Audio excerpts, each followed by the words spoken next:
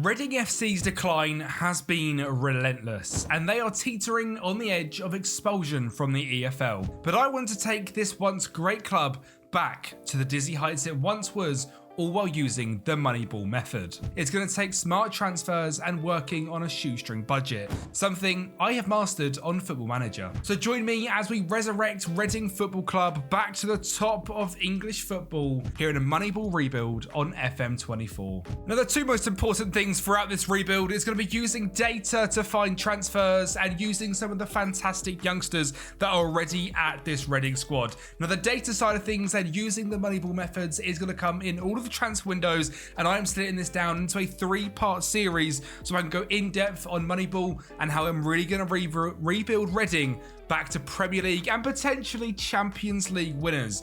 Now, hopefully, some of these players are going to stick around throughout that journey as well. Youngsters like Boyd Beecroft, Michael Strickland, and Jack Senga and Goyi could all be here till the very end. But there is a few players that I really think have a real chance at becoming our standout players. Number one being Kanaya Boyce Clark, a 20-year-old Jamaican goalkeeper who I am keeping as our starting goalkeeper for this first season. And I think for the future as well. This guy is 6'3", has decent area reach and jumping reach, but as a goalkeeper to kick things off, he is really well-rounded, but also has high potential, potentially championship standard. No, I think that's a lie. I have managed Reading before, and if you were one of the people that watched us back on stream on Twitch a few years ago, you will know that I managed Reading and I had Kanaya Boyce Clark as our starting goalkeeper as I took Reading to the Premier League, and that was over a year ago. So I know this guy can be a real talent, and I'm going to turn to him in this rebuild as well. And the other man who stole the show in that series was Kelvin Ebenation. This guy is a 20-year-old striker with okay stats. We're not going to blow it out of the proportion here. This guy is not a world beater, but for League One and the Championship, this guy could be our starting striker. The game rates him as a League 2 player. This guy, I know, however, is much better than that. I think we took over when Reading were bottom of League One last season, and we made this guy like a 28 goal scoring striker. We got playoffs in that very season, and this guy was the sole reason for that. So once again, Big Kelvin will be in this team for hopefully a few seasons in this rebuild. And then for the rest of the squads, there's a lot of talent in here. Amadou Mbenge, just 21 years of age. Michael Craig is just 20 as a young Scotsman in DM. He has been a fantastic wonder kid in recent years to sign from Tottenham, talking FM 2021. Now at Reading and has been since 2022 and looks like a real talent. Now for this actual Reading team, I have set us up in a 4-2-3-1 system, which is probably going to change as we go through the rebuild. But my initial thing here with Reading is to get us up into the Championship and get us up into the Premier League as quick as possible. That is where the money is, and that is how we fix Reading. And the financial situation of Reading on FM isn't nowhere near as bad as it is in real life. The fact that Reading are on the edge of expulsion from the EFL, potentially relegated down to who knows where. Look at a team like Bury, happened to in the last 5 years. Absolutely devastating. As someone which has got a bit of a connection through content through Reading, in terms of using them as a stream save, which is one of my highlights of my content journey. And then this rebuild, which I think is going to be so enjoyable. And I think you guys are going to love it as well. So smash an early like button as well. As someone that's got that bit of a connection to them, it's heartbreaking to see a club go through this, and I cannot even fathom what it's like as a fan either. So my heart goes out to everyone at Reading FC and the fans. I just hope it gets sorted. I know it's now been extended to, I believe, the 24th of April, and hopefully Reading are absolutely okay and they have been sold. Debt-wise here on FM, £77 million in the bank in terms of debt, which is pretty rough, and just £1 million in overall balance. Our transfer budget, we can only ever have 10% of any sale. So if we do make a big sale, we aren't going to get anything in the money side of things. And that's something that's happened realistically in real life with Tyler Bindon as well.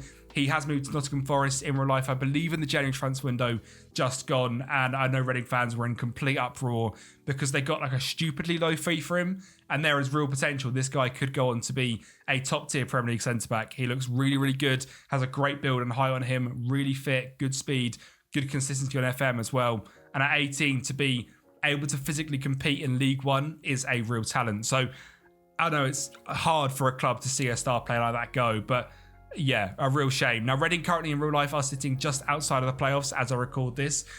So for this season in FM, I am looking to at least make the playoffs. In our season preview, we are predicting 17th.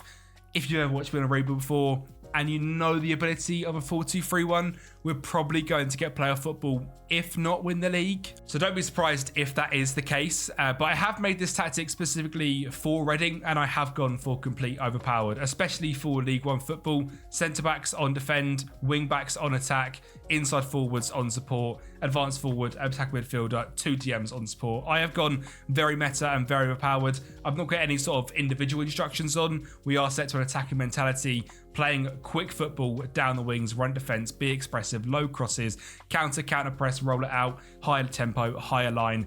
I have gone very, very meta. And the whole point of doing a Moneyball rebuild is to get the best out of every single situation you can without spending a lot of finances. And if that means we're going to use youngsters or players which break the metrics in terms of signings without having to use a ridiculously, different tactic, we just have to be meta. And that is what we'll do. And hopefully we'll take Reading right to the very top in what is going to be most likely a 3-part series. So again, if you are excited, make sure you're liking the video and also subscribe to the channel, because around 70% of you that are watching right now are not subscribed. And I don't know what you're doing, so hit that subscribe button. It will help me out massively, and it'll help massively you as well, as we give loads of tips, and you will love the rebuilds on this channel. Now let's get straight going though. We haven't got any transfers to do. I've shown you some of the Wonder Kids. I've shown you the tactic, but now it's time to show you the results. And this first season in League One, I'm hoping it's going to be a bit of a doddle. Now, we know we have made a very meta tactic here on Football Manager in the hope of flying through League One and getting into the money bags of the Championship and the Premier League as quick as possible. But I don't think I expected it to be this quick. And this is the first game of the season we really showed our dominance. 2 low crosses into the box. Teams just couldn't compete with what we have built. The first goal coming from Kamara on the left wing. The second from Harvey Nibbs in the cam role. The third, Clark down the left-hand side. The wing-backs on attack really being dangerous. Having Nibbs in the box once again for 3-0. And a fourth coming from a corner. Kelvin Ebenasham at the front stick, like he did so much in that Twitch save, screwing with his head in an absolutely dominating 4-0 victory to kick the season off. And to be honest, we never looked back from there. Our form, especially to kick off this season, was outrageous. And the fun thing was goals from a whole bunch of different players. Someone that I haven't touched on just yet, Basil Tuma, a supremely pacey winger, had been influential from the start, and someone that I'm going to show you in just a little bit. Harvey Nibbs also grabbed a bunch of goals in a winning streak in September, winning every single game, conceding just 1 goal and winning many by just the 1 as well. October, a little bit more ropey, 3 wins and 3 losses, but November again had fantastic form. I don't think I need to show you the second half of the season, because you know just how well we have done from that first 4 months. And well, maybe you didn't actually expect this. We have gone Centurion in League One for season number 1. Now, I do think that is going to be the easiest season in the entire rebuild. As mentioned, Reading are just outside the playoffs in real life. We are playing Football Manager. We are using quite meta tactics, and we have a lot of players which do fit the Football Manager match engine quite heavily. Looking through some of our average ratings, Andy Yadom at right back, 17 assists in a 7.26 average rating is outrageous. Harvey Nibbs, 21 goal contributions, a 7.08. Tyler Bindon, a potential Premier League level centre-back on loan here at the club, 5 goals, 7 assists is brilliant. John Clark at left back, great young player, 9 assists as well. Kem Campbell also on loan, 24 goal contributions. Adriana Kinde with 16. Mamdi Kamara with 16. Basil Tuma with 11 goals and 3 assists. This guy is a Maltese international with fantastic pace, and his stats look really bad. But we know pace is so important on FM, and being a Moneyball rebuild and looking to extract as much as we can with as little value as we can, that is something I'm certainly going to be concentrating on when looking at buying players. Whether that's the right thing to do or not in people's eyes, we are looking to get the best out of a bad situation. Our striker, Kelvin Ebenasham, grabbed 21 goal contributions as a 21-year-old striker in 45 games. Grabbed a 6.79 average rating, so didn't excel, didn't absolutely dominate, but done what he had to do and got Reading promoted to the Championship, which is massive. Goalkeeper-wise, Kanaya Boyce Clark, a 7.03. first full season, 47 games, he did just 51. Really, really impressive from him, and really impresses with his stats growth as well. If we do check the progress in terms of attributes of all time, already a few stats going up by 1 in just a season is great. At 21 years of age for a goalkeeper, he has got a long way to go, but a long time to grow as well. And I really could sit here for hours and go through each individual player because I was so impressed by this first season's Reading squad. Michael Strickland, 9 games played. Tivoge Rusheva as a right back, 27. Michael Craig as our starting DM, 36 starts, 30 of the bench, a 6.9, 4 assists and a goal. He is unhappy because he wants a brand new deal, because another player that is certainly progressing, and I think is someone that could come all the way to the Premier League with us. So we'll have to keep an eye on him. Amadou Mbenge, another one again, I believe potential for Premier League football in him. Mamdi Kamara, 5-star Bissau Guinean winger with decent speed, nothing electric, but overall some pretty decent stats, especially here in League One. Might struggle in the Championship, doesn't scream out a Championship quality player to me, but we shall see, mainly due to his pace not quite being at the level.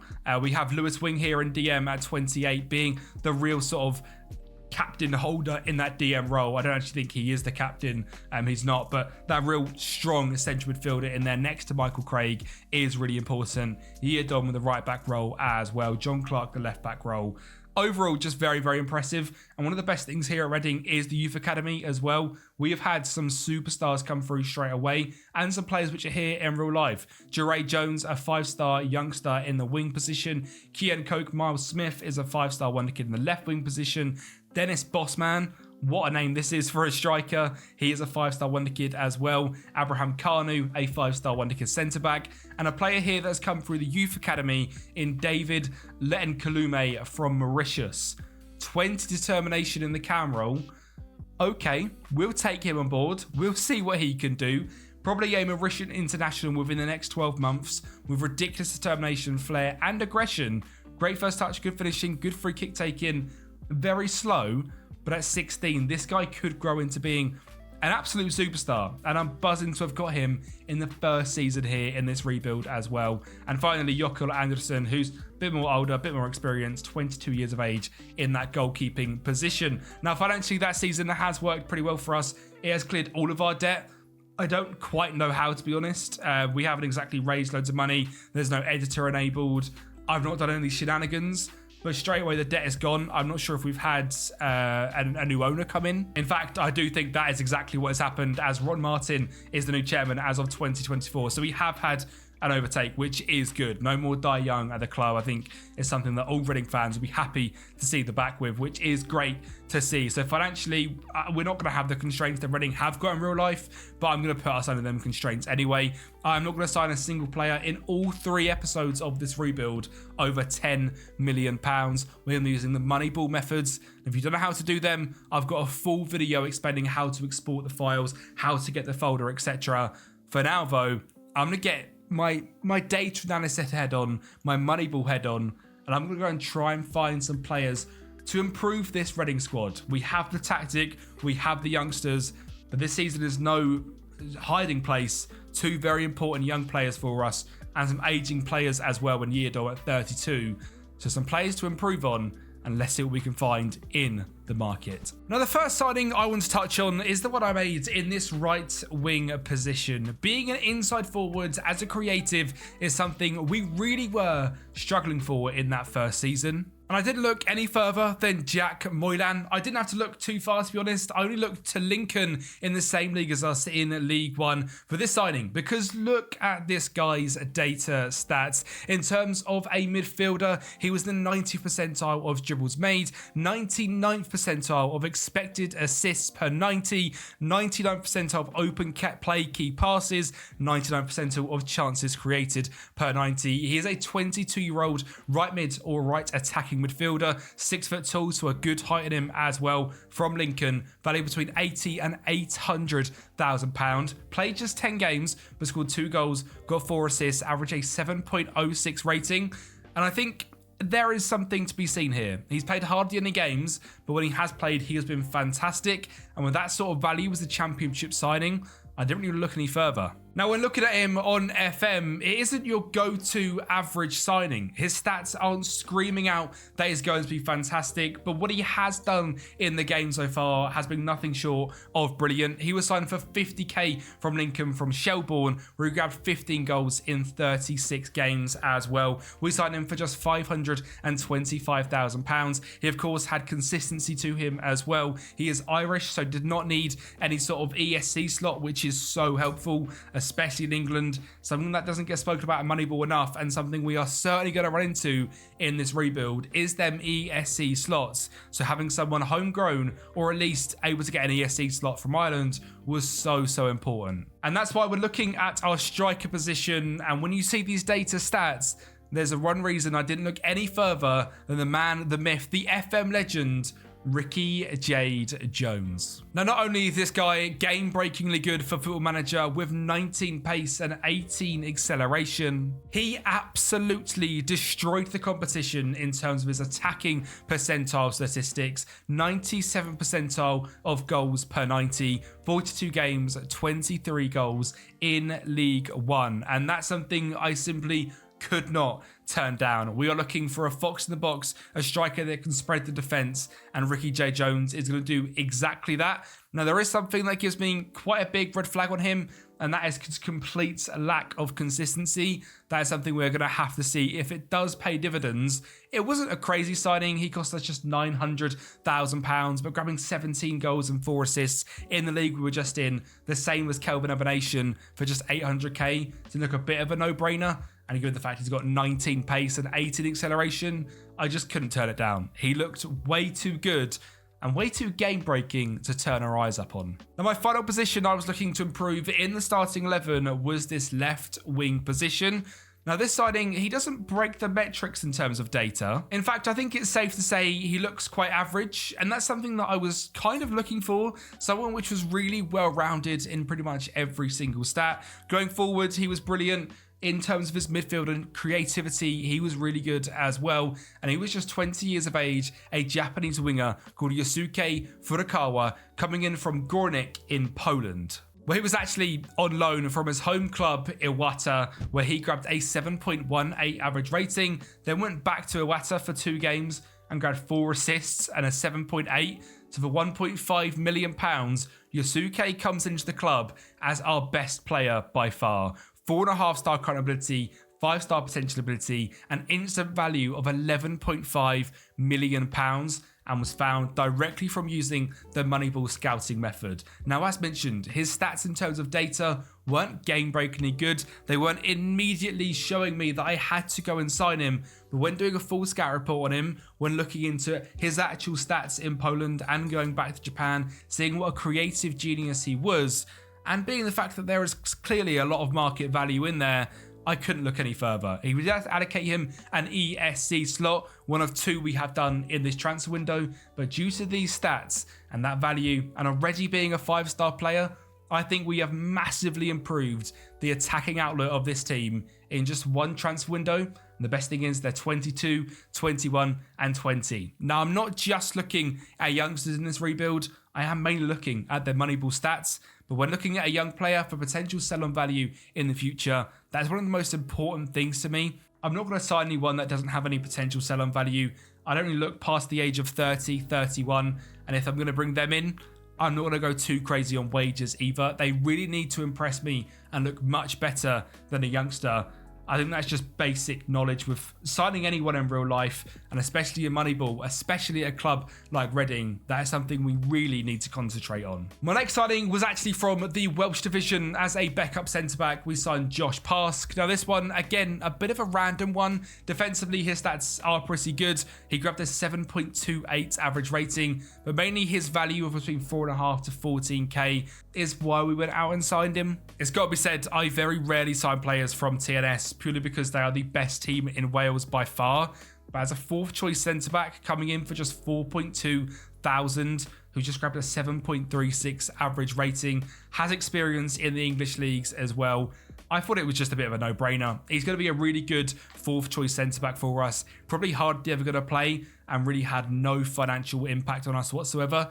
So pretty much a very clever piece of business. And my final signing is a very similar one. It's Oscar Krusnell coming in from Norway, in particular Haugesund, and this guy is a creative genius but very strong defensive attacking fullback, and he cost us just £37,500. Now again, allocating him an ESC slot was something that was necessary. He is a 3-star player, potential to be championship quality, very well-rounded stats and being consistent. Can also fill in at centre back if needed, being 6'2", having very good defensive stats, and was quite a smart signing. We spent over £3 million this summer, something that is quite difficult in Moneyball rebuilds, especially in the lower regions of England, is keeping our outgoings higher than our incomings. This is something which is certainly going to switch, however, as we reach the top of the Championship, the Premier League. We're probably going to sell over like £150 million in some windows and spend around 20. So don't worry, financially we will get to a point where it makes a lot of sense.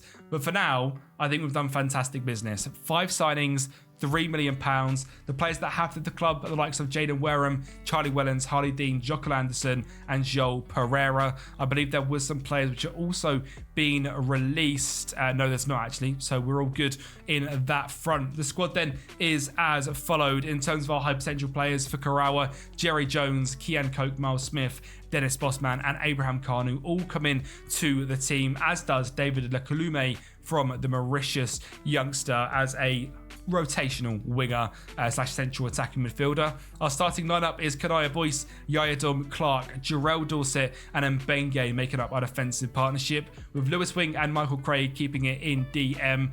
Them two were so good last season. Hopefully they'll do the same this year. Our two new wingers, of course, Yusuke Furukawa and Jack Moylan. In the cam role, Harvey Nibbs. And up front, Ricky Jade Jones. Now, this season in the Championship, it is purely about safety. We are the favourites to get relegated in 250 to 1. I'd be buzzing to finish 21st and finish safe. We have spent just £3 million. We have brought in a lot of players from England, as in Jack Moylan and Ricky J. Jones. We have taken risks on a young Japanese left winger and brought in 2 older experienced heads.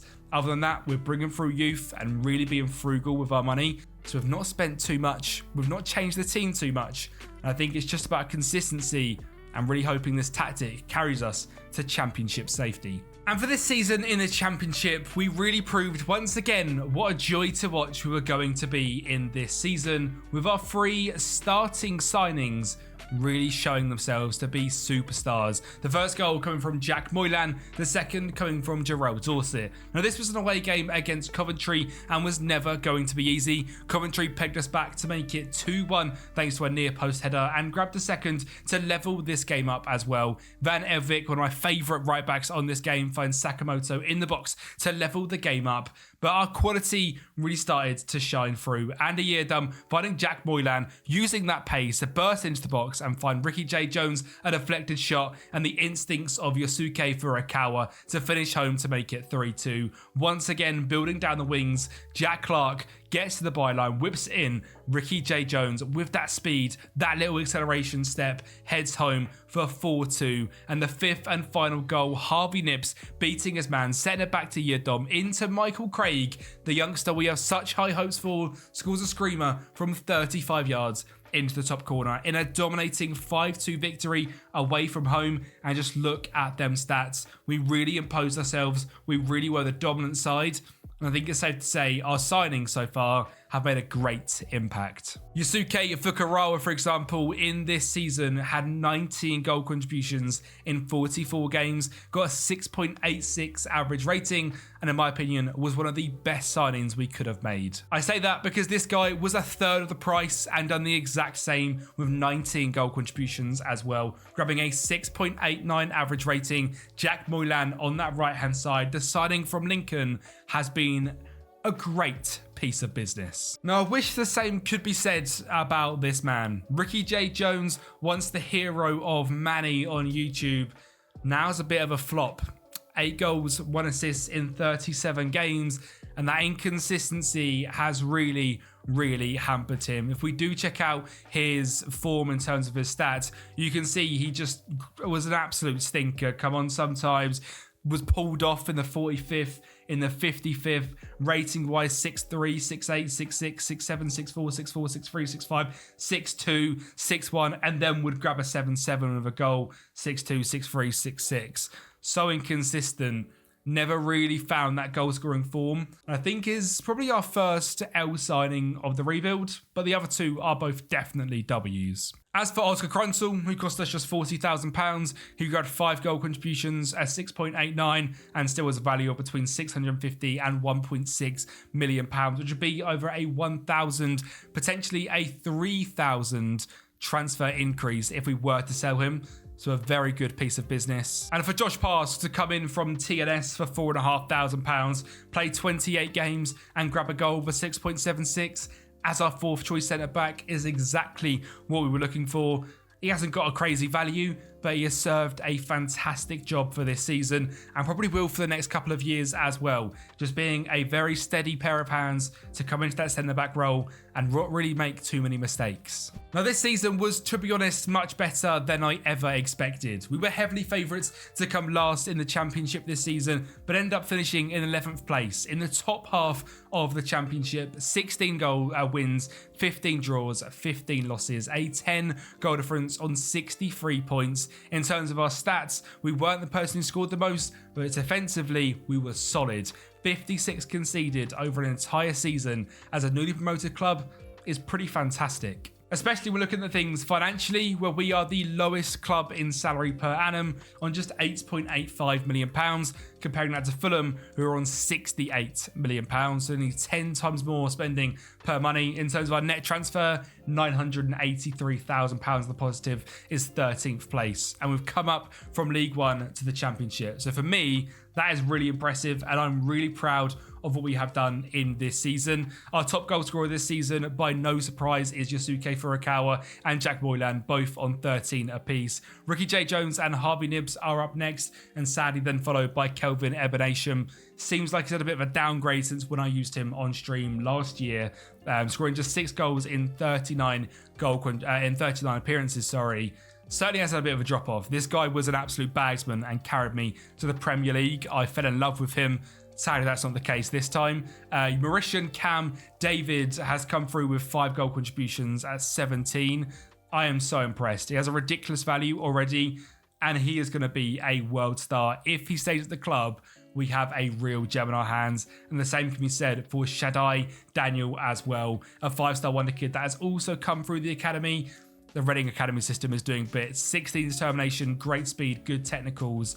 Just played 27 games in the under-18s, 20 goals, 6 assists, a 7.48 average rating. Someone to certainly keep an eye on. In terms of the facilities, we have 1.5-star in youth recruitment, 3.5-star in youth facilities, and 4-star training facilities. So we're going to try and improve this youth recruitment, and eventually the whole club as a whole will grow much, much more. Now, one thing I didn't actually realise about Reading, as we have never won a major trophy. 2 championships, 3 League Ones and League Two, but never winning an FA Cup, a Carabao Cup, any European competition, or of course a Premier League is something I'm going to hope to tick off every single one of them in this 3-part series. But for now, our main goal is getting back to the Premier League. And I think we have managed to bring Reading back to some level of decency. The club sale, so there is no doubt in the club, is a massive thing. And building a squad which is ready to fight for the badge and really put Reading first is something which I am concentrating on building. And I think for the next transfer window, that is something I'm going to look into again. We haven't got much money to spend, £3 million, pretty high on the wages already. So around £1.7 million, potentially looking at making a few sales. There is some decent value in this squad. Michael Craig has got over £10 million worth of value. Lewis Wing at 29, also the same. Yasuke, I mean, £1.5 million. If we flip that into 10 straight away, I'm not going to say no. Amadou Mbenge, John Clark, Jarrell Dorset, and even Kanaya Boyce Clark, who again has been brilliant and is progressing so well. 53 conceded in 40 is outrageously good. And again, on his progress in attributes of all time, now 2 seasons as our starting goalkeeper, is improving so quickly. And I am so impressed. At 22, I really think this guy could be our goalkeeper, potentially for the whole rebuild. Now, I don't know how long this is going to take. This guy could be retired by the time we win the Champions League or Premier League, I think is the end goal eventually. He could be retired by then.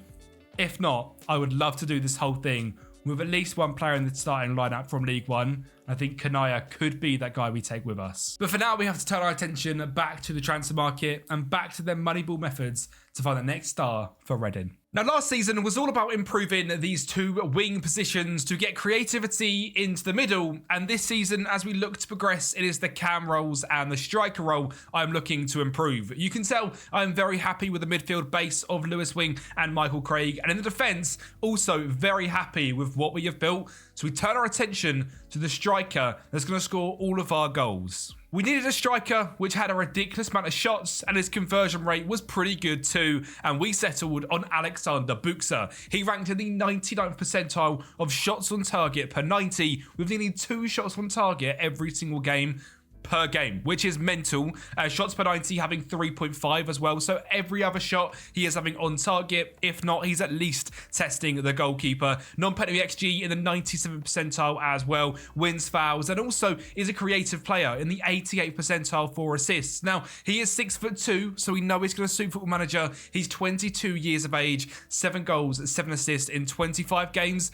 That's the sort of player I'm looking to sign up front. And when you pair that with the fact that he cost us just £525,000, I think we've got ourselves an absolute bargain. Now, he is another ESC slot, so something to keep an eye on. That is 3 out of 4 used, and the 4th I will be using on our second and final signing for this season. Now, he does lack that big match capability, but that's something I'm not too worried about. He is very well-rounded, 6'2", decent enough speed, shoots from distance, plays the backs to goal, and plays 1-2s. He's going to be the perfect hold-up striker, but with also the ability to finish as well. And I think for £525,000, while we are so low on the finances, that could be an absolute bargain. He's playing in the Under-21 Championship and scoring goals as well, which for me is a pretty good level. If he can score 7 goals in the Polish First Division as well at 21, the year before grabbing 8, I certainly think we have someone that could be a real bagsman and then go to that next step with us as well. Maybe not a Robert Lewandowski, as he is Polish, but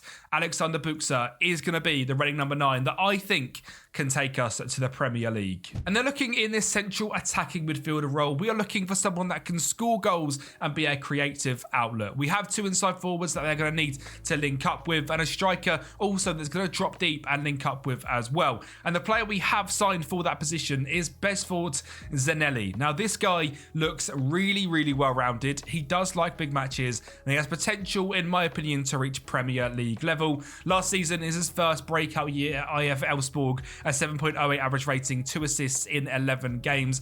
But he's got good dribbling, good first touch, very well-rounded mentals for his age, good physicals, and again, as that height at 6'2", being a physical league like the Championship, these are all sorts of things you've got to look into. And I think he's the perfect signing. A very similar signing to Fukuwara on the left wing, where in terms of his data, he doesn't look like he's going to absolutely break the game, but his performance score sitting at 85 percentile, so 15 in the top, is really, really good because he cost us just £1 million in the end. Really well rounded in terms of his dribbling percentiles. Finishing wise, he takes a few shots, but not really going to be the guy to go and score 30 goals. He has only got 8 finishing. Defensively, good defensive pressures, good successful pressures as well. So he is a high-pressing central attacking midfielder. And being 22 and 6'2", I thought it was a really good signing and comes into that team. And I think he's an improvement on Harvey Nibbs as well. Now, something that we have gone for this season, once again, is bringing through the youth. You can see Abraham Kanu or Strickland is going to be our starting centre-back next to Jarrell Dorset. And Bengay and Clark keeping up them wing-back positions. And in terms of the youth on the bench, we've still got where are we? Charlie Savage is still here, Senna Ngoye, Mamdi Kamara, David Lekalume, Coke Miles Smith is back in the team as well after his loan spell, and Kelvin Ebenasham. I am looking at selling Ricky J. Jones. He's currently got bids on loan from Fleetwood, which I think is probably his level League One, to be honest. Harvey Nibbs is listed for sale as well. We do also have the likes of Basil Tuma and Shanae Daniel in the squad as well, but probably not going to be that big of impact players. Now, financially, that means we spent £1.7 million and only raised $425,000, and mainly that is of the sale of Andy Yayadom. Now, this guy was on some pretty hefty wages. He has been really good for us for 2 seasons, but when you're 33 years of age on around £10,000 a week, I think it's time to move move them on, especially in a Moneyball rebuild. And I was looking to replace him with Marko Vranjkovic, who was a right back from Croatia. But this is exactly what I mean about rebuilding in England using Moneyball. You can find these fantastic players. I mean, this guy is really good in terms of FM, really consistent, great speed in him, good crossing, good dribbling, but he has failed his ESC slot. So I've had to go ahead and cancel the deal. So my right back for this season is going to be Amadou Mbenge, with Abrafa being his backup. We're not going to go and break the budget.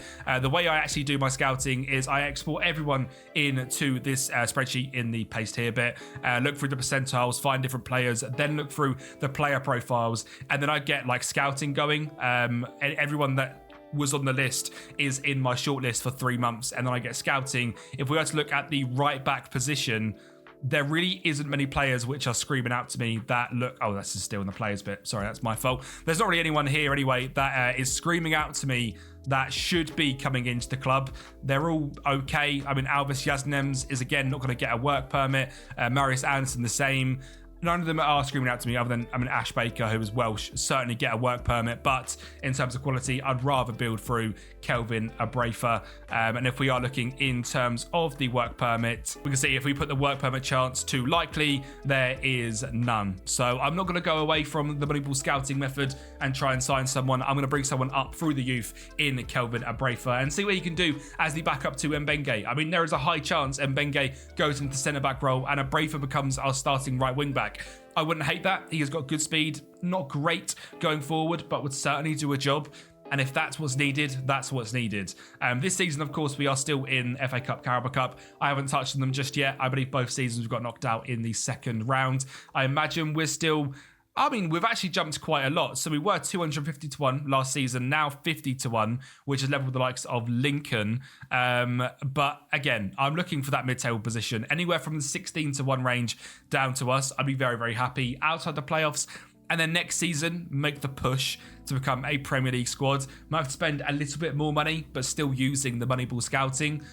But I think we can do it. The main difficulty is going to be these clubs that get relegated from the Premier League are just so good. And financially, they'll just spend so much money. I mean, looking at a club like Brentford, already spent £22.5 million. Marmoush is in the Championship. This is what I mean. This is what we are competing against. And that's only going to get harder as we go up into the Premier League as well. So make sure you are sticking around, because this is going to be an absolutely fantastic journey. And as mentioned, this is part 1 of a 3-part journey of turning Reading into Premier League winners using Moneyball. So make sure you're subscribing to the channel so you get every single video up in that subscriptions feed, and send that notification bell on as well. But let's get into the 3rd season and our 2nd in the Championship. Now, my goal for this season was very, very simple. Become a solidified mid-table Championship club. Well, in this game, we faced up against Crystal Palace, who were relegated from the Premier League a couple of seasons ago. And I think we showed we are looking to strive for much more than that, making it 2-0 in just 15 minutes. And on the break of half-time, Moylan grabbed his 2nd goal in this game to make it 3-0. Now, this is at home at the former Majewski Stadium, and we are a dominating club. Michael Craig loves to score screamers, another 35-yarder into the top corner. And to finish off this game is going to be Josh Pask, a long ball over the top. Ricky J. Jones, who is still at the club, finding Buxer in the box, being that 6'2" Polish demon we needed in there to finish home. A 5-0 victory against Crystal Palace. I think mid-table, we should be aiming higher than that.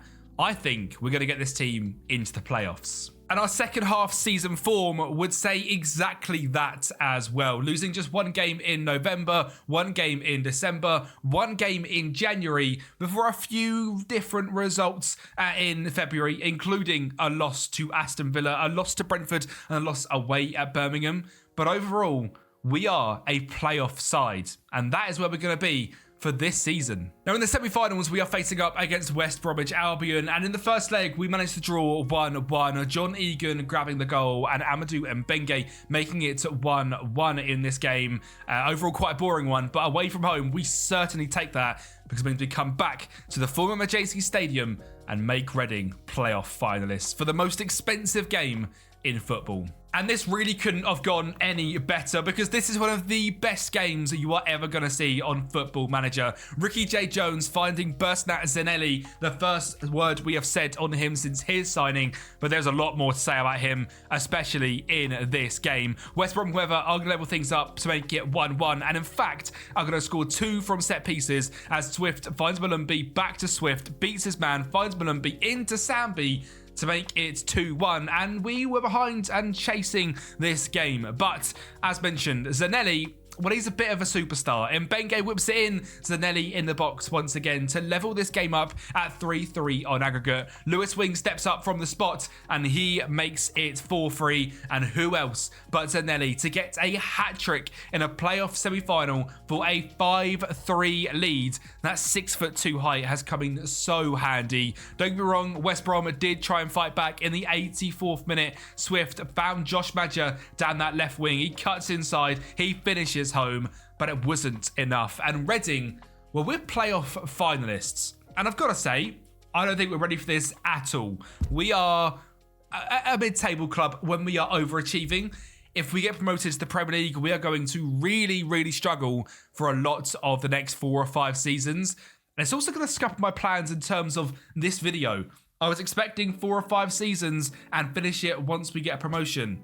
But given the fact we're in the playoff final, we might have to do a season in the Premier League as well. And I say that with quite a lot of confidence because it's Birmingham that stand in our way. A club that came up with us last season, but I know we are better than. Mbenge finds Ricky J. Jones, who has had a transformative season this year after not going out on loan to Fleetwood to grab the opening goal. But Birmingham are going to bounce back. Ndala finishes in off the post to make it 1-1.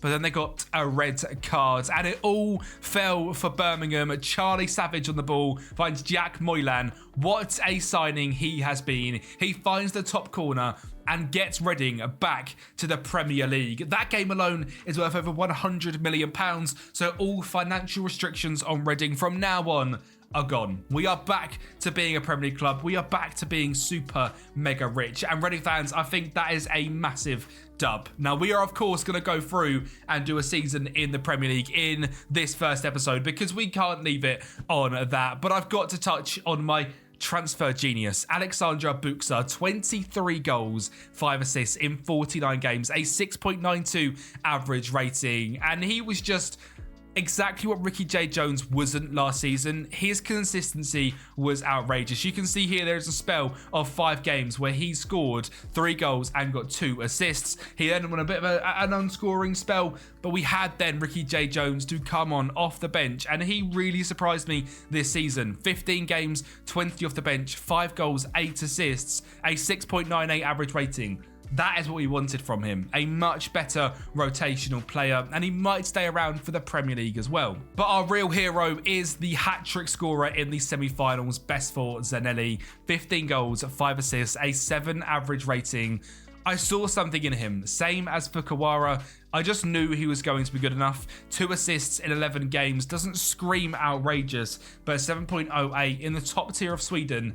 Coming into the championship, 11 goals, 4 assists in the league, with the physical stats he's got, being 6'2", quite strong, quite quick, with really strong technicals and mentals as well. I just had a feeling we had a star in our hands, and it looks exactly like that as well, as he has helped us get into the Premier League. And I am absolutely buzzing, to be honest. If we search this by average rating, there's a few players that really stood out from Reading. Amadou Mbenge, 16 goal contributions, taking us into the Premier League. Connor Boyce Clark as well, a 7.12 in the Championship. That's outrageous. To concede less than you play in a very, very basic 4-2-3-1.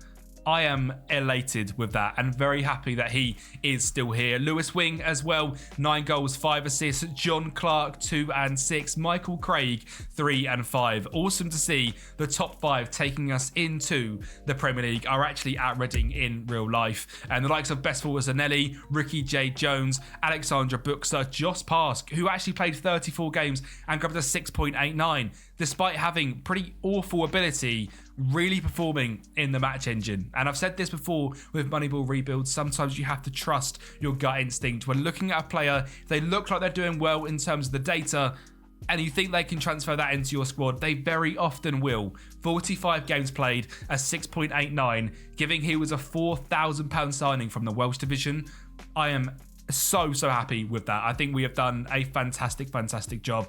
And Jack Moylan as well, 14 goal contributions, taking us into the Premier League. And finally, Yosuke Fukuwara, not quite as good this year, 11 goal contributions, a 6.77, but being now the vice captain of the club, having a value of £11 million.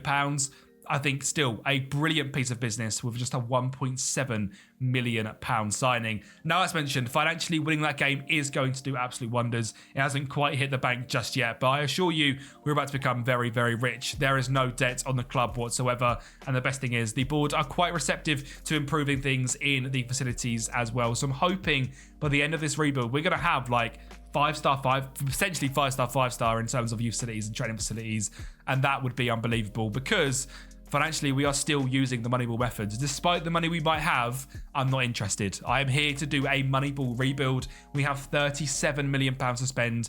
Big money in terms of wage budget, but we are not going to sign a single player worth over £10 million.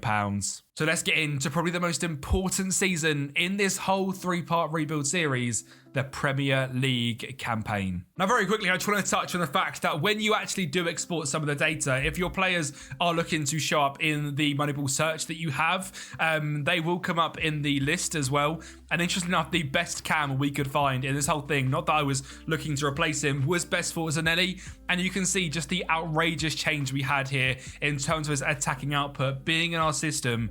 It really was a fantastic signing and a complete and utter game changer. Now, for this season, there was quite a few positions I think need improving if we are to be a solidified Premier League side. Mainly the defence, it has been very good. But the step up to this league, we can't be using Josh Parsk and Jarrell Dorset. So 2 new centre-backs are needed. For left-back, someone to try and match the output of Amadou Mbenge as an attacking left-back.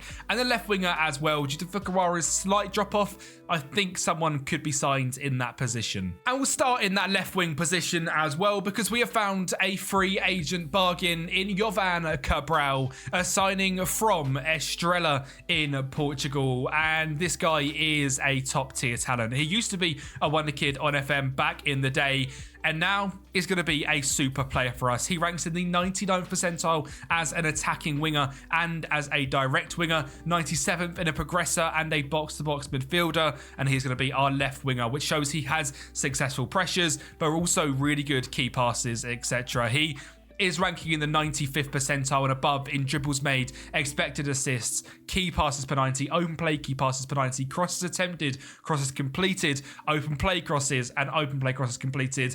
With them low drilling balls, that is going to be massive for us. He had 9 goal contributions in 32 games last season, grabbing a 7.27 average rating. And as mentioned, he's costed us absolutely nothing. Now, this guy used to be in the Sporting Academy and was a really top tier talent. Moved to Lazio, never quite impressed. Went back to Sporting, didn't impress. Has been at Estrella now on this game. 3 really good seasons, and we've bit a bullet. And on a free agent contract, I am so happy. He's consistent, he likes big matches, physically very good, great determination and flair, really good technicals. And compared to someone like Fukuwara, who was a real standout player for the first season and potentially the second as well, he is a much better player, especially going forward. Physically, speed, vision, attacking, all much better. And I think we've got ourselves a bargain, free agent, and worth up to 33 million straight away. So that's the left wing position sorted, I probably think, for a few years now. But what about the left back position? Someone we are trying to emulate how good Mbenge has been. Now, for me as a Manchester United fan, I didn't look much further than Bendito Mantato, a player which has been heavily linked with coming up into the Manchester United first team. He has signed his first professional contract, and he is a very attacking wing-back/winger. And I'm aware I'm moving him into a left-back position rather than left wing-back. But with 5 goal contributions in 11 games for Rotherham in League One, he was another player which you brought in on a free contract. Now, initially, you think that's not great, but based on his data, high dribbles, high assists, great chances created, unbelievable for an attacking wing-back, which is exactly what he is, ranking in the 96th percentile and as a winger in the 96th. So we really have got that left-hand side of Cabral and Mantato, pure speed, and pure attacking outlet. In terms of his stats on FM, he is just very, very quick and can dribble and can cross. He is very consistent, but he is just 19 years of age. And again, a free agent contract, which I absolutely love. So he might not be unbelievable. He might not be defensively fantastic, but 9, 9, and 9 in his 3 defensive stats is okay. He's a really good progressor. And I think as this wing back on attack, is going to do a really, really good job for us. Now, if that's not the case, I have also signed Joel Bagan from Cardiff, who cost us just £800,000. He was a bit part player for them last season, playing just 6 games, but did grab a 7 average rating. Was up for the transfer list for 800k. And he looks very, very well-rounded and slightly more experienced. So if needs be, we'll stick him in there as well. Now, in terms of our centre-backs, we are, of course, moving into one of the most physical and demanding leagues in the world. So these have got to be 2 absolute stars. Now, for my first signing, I have gone with Linus Wahlqvist, who is a 29-year-old Swedish 6-foot centre-back who has played 33 games and grabbed a 7.22. Also from Pogoń in Poland, where we signed Fukuwara from, where he's on loan at. So a club that we seem to have a pretty good developing relationship with. He just ranks very highly in every single defensive action, has a 92% in the Destroyer and 90% in the Reader. Also the same as the Reader and the midfield playlists, and in terms of aerial threat, 85th percentile as well. So a really well-rounded centre-back who isn't your standard FM signing. You don't often sign a 29-year-old centre-back, but I have done it here and I'm very, very happy with it as well. He has cost us £2.3 million. He's had 3 seasons above a 7.25 and then started this season on a 6.95 as well. Obviously joins us, great defensive stats and really, really well-rounded. Potential captain material as well. So a big fan of him. And for the person sitting next to him as well, I have gone with 26-year-old Austrian centre-back Dario Maresic, who also excels in defensive stats, but slightly younger at 26, but still bringing that experience. Now, he is an elite ball progressor, 95th percentile in passes completed and pass completion. Really good as a aerial threat defensively and a ball-playing defender as well. 97th percentile in possession 1, 93rd percentile in headers 1, and was, to be honest, just an absolute bargain and comes in to this centre-back role really, really well. Highly determined, great physical stats, and is very consistent, loves big matches, and he was a free contract as well. So you really can't go wrong with that signing. Now, of course, that is the starting 11 complete, but there is many other transfers we have made as well. We have spent £3.1 million overall. We have also made the 3 agent signing of Roman Didic to come in and be a central defensive midfielder for us. Musa Wagwe, another 3 agent as a wing-back on attack, potentially replacing Mbenge, but I'm not 100% sure if he's going to be able to do that, but he does have these stats too, with great pace and technical stats. And Sydney Van Hujic, another free agent contract, 26 years of age. Genuinely could be our striker. He could play over Buxa. This guy just grabbed 15 goal contributions in 28 games, a 7.04 average rating. Musa Wagwe, a 7.08 in the Greek top division. And Roman Didic from Ruk in Ukraine, grabbing a 7.3. The season after grabbing a 7.36. Another really good free agent signing at just 23 years of age. So they come in and are going to be really good rotational options for us in terms of outgoings. We sold Kian Coke-Smith for £1.3 million, which I think is a really good deal for us. He might not ever reach that potential, and we grabbed £1.3 million. Oscar Krinzel, remember the signing of £40,000, has joined Estrella for 725k after playing just 1 season, basically. So really good business from us there. Dennis Bossman, sadly not quite good enough, also leaving the club to join Cardiff for 500k. Josh Paschal, leaving to Wrexham, 200k. He was great for 2 seasons, done a job, 4.2k. I mean, we just, 5,000 times that money on him, which is great. And Harvey Nibbs leaving to Braunschweig as well. So our squad is looking very different. But of course, this season is the big one. We are in the Premier Division and we are the worst team by quite some distance at 1,000 to 1. This is going to be a struggle. There is no part of me that thinks we are going to be able to get mid-table football or anything here. If you look at our ability of our players, even someone like Kanaya, who is a 4-star player for us, is considered a good championship player. So there is a very good chance that we get relegated again. But if we do stay up, it will be a miracle. It will be genuinely a miracle. It's possible. it's Moneyball. We've done some outrageous things with Moneyball. If you haven't seen the other Moneyball rebuilds on this channel, whether it's the Groningen one, which is a high edited 6-episode part, which was incredible, or back in the day when I rebuilt Copenhagen with over 80,000 views in it now on YouTube, what we can do with Moneyball and tactics that are very meta is incredible. And I hope this season is going to be as memorable as some of them. Now, for me, this season is the perfect season to finish off part 1 of this rebuild, as we have had a fantastic Premier League campaign and our new signings are really starting to link up and prove that they were the right players to bring in. We went 1 up against Arsenal, eventually made it 1-1, but Cabral is going to grab his second of this game with that electric speed, finally breaking in to a top division in the world. He has been an unbelievable signing for us, and I don't quite know where we'd be without him. He has grabbed 17 goal contributions in 44 games, which is outrageously good and a lot better than I expected when signing a free agent released from a Portuguese club. It is unbelievable what he has done. Average rating just a 6.8 overall, but he has actually been a game changer. And the other player that has impressed me a whole bunch this season is number 1, Mantato, but number 2, Sydney van Hooijdonk. He has taken that starting striker position for his own with 17 goals in 38 games, doing Liam Delap level numbers when he was at Ipswich in the Premier League, or is this season currently, finishing on around 14 goals, 3 assists, 31 games.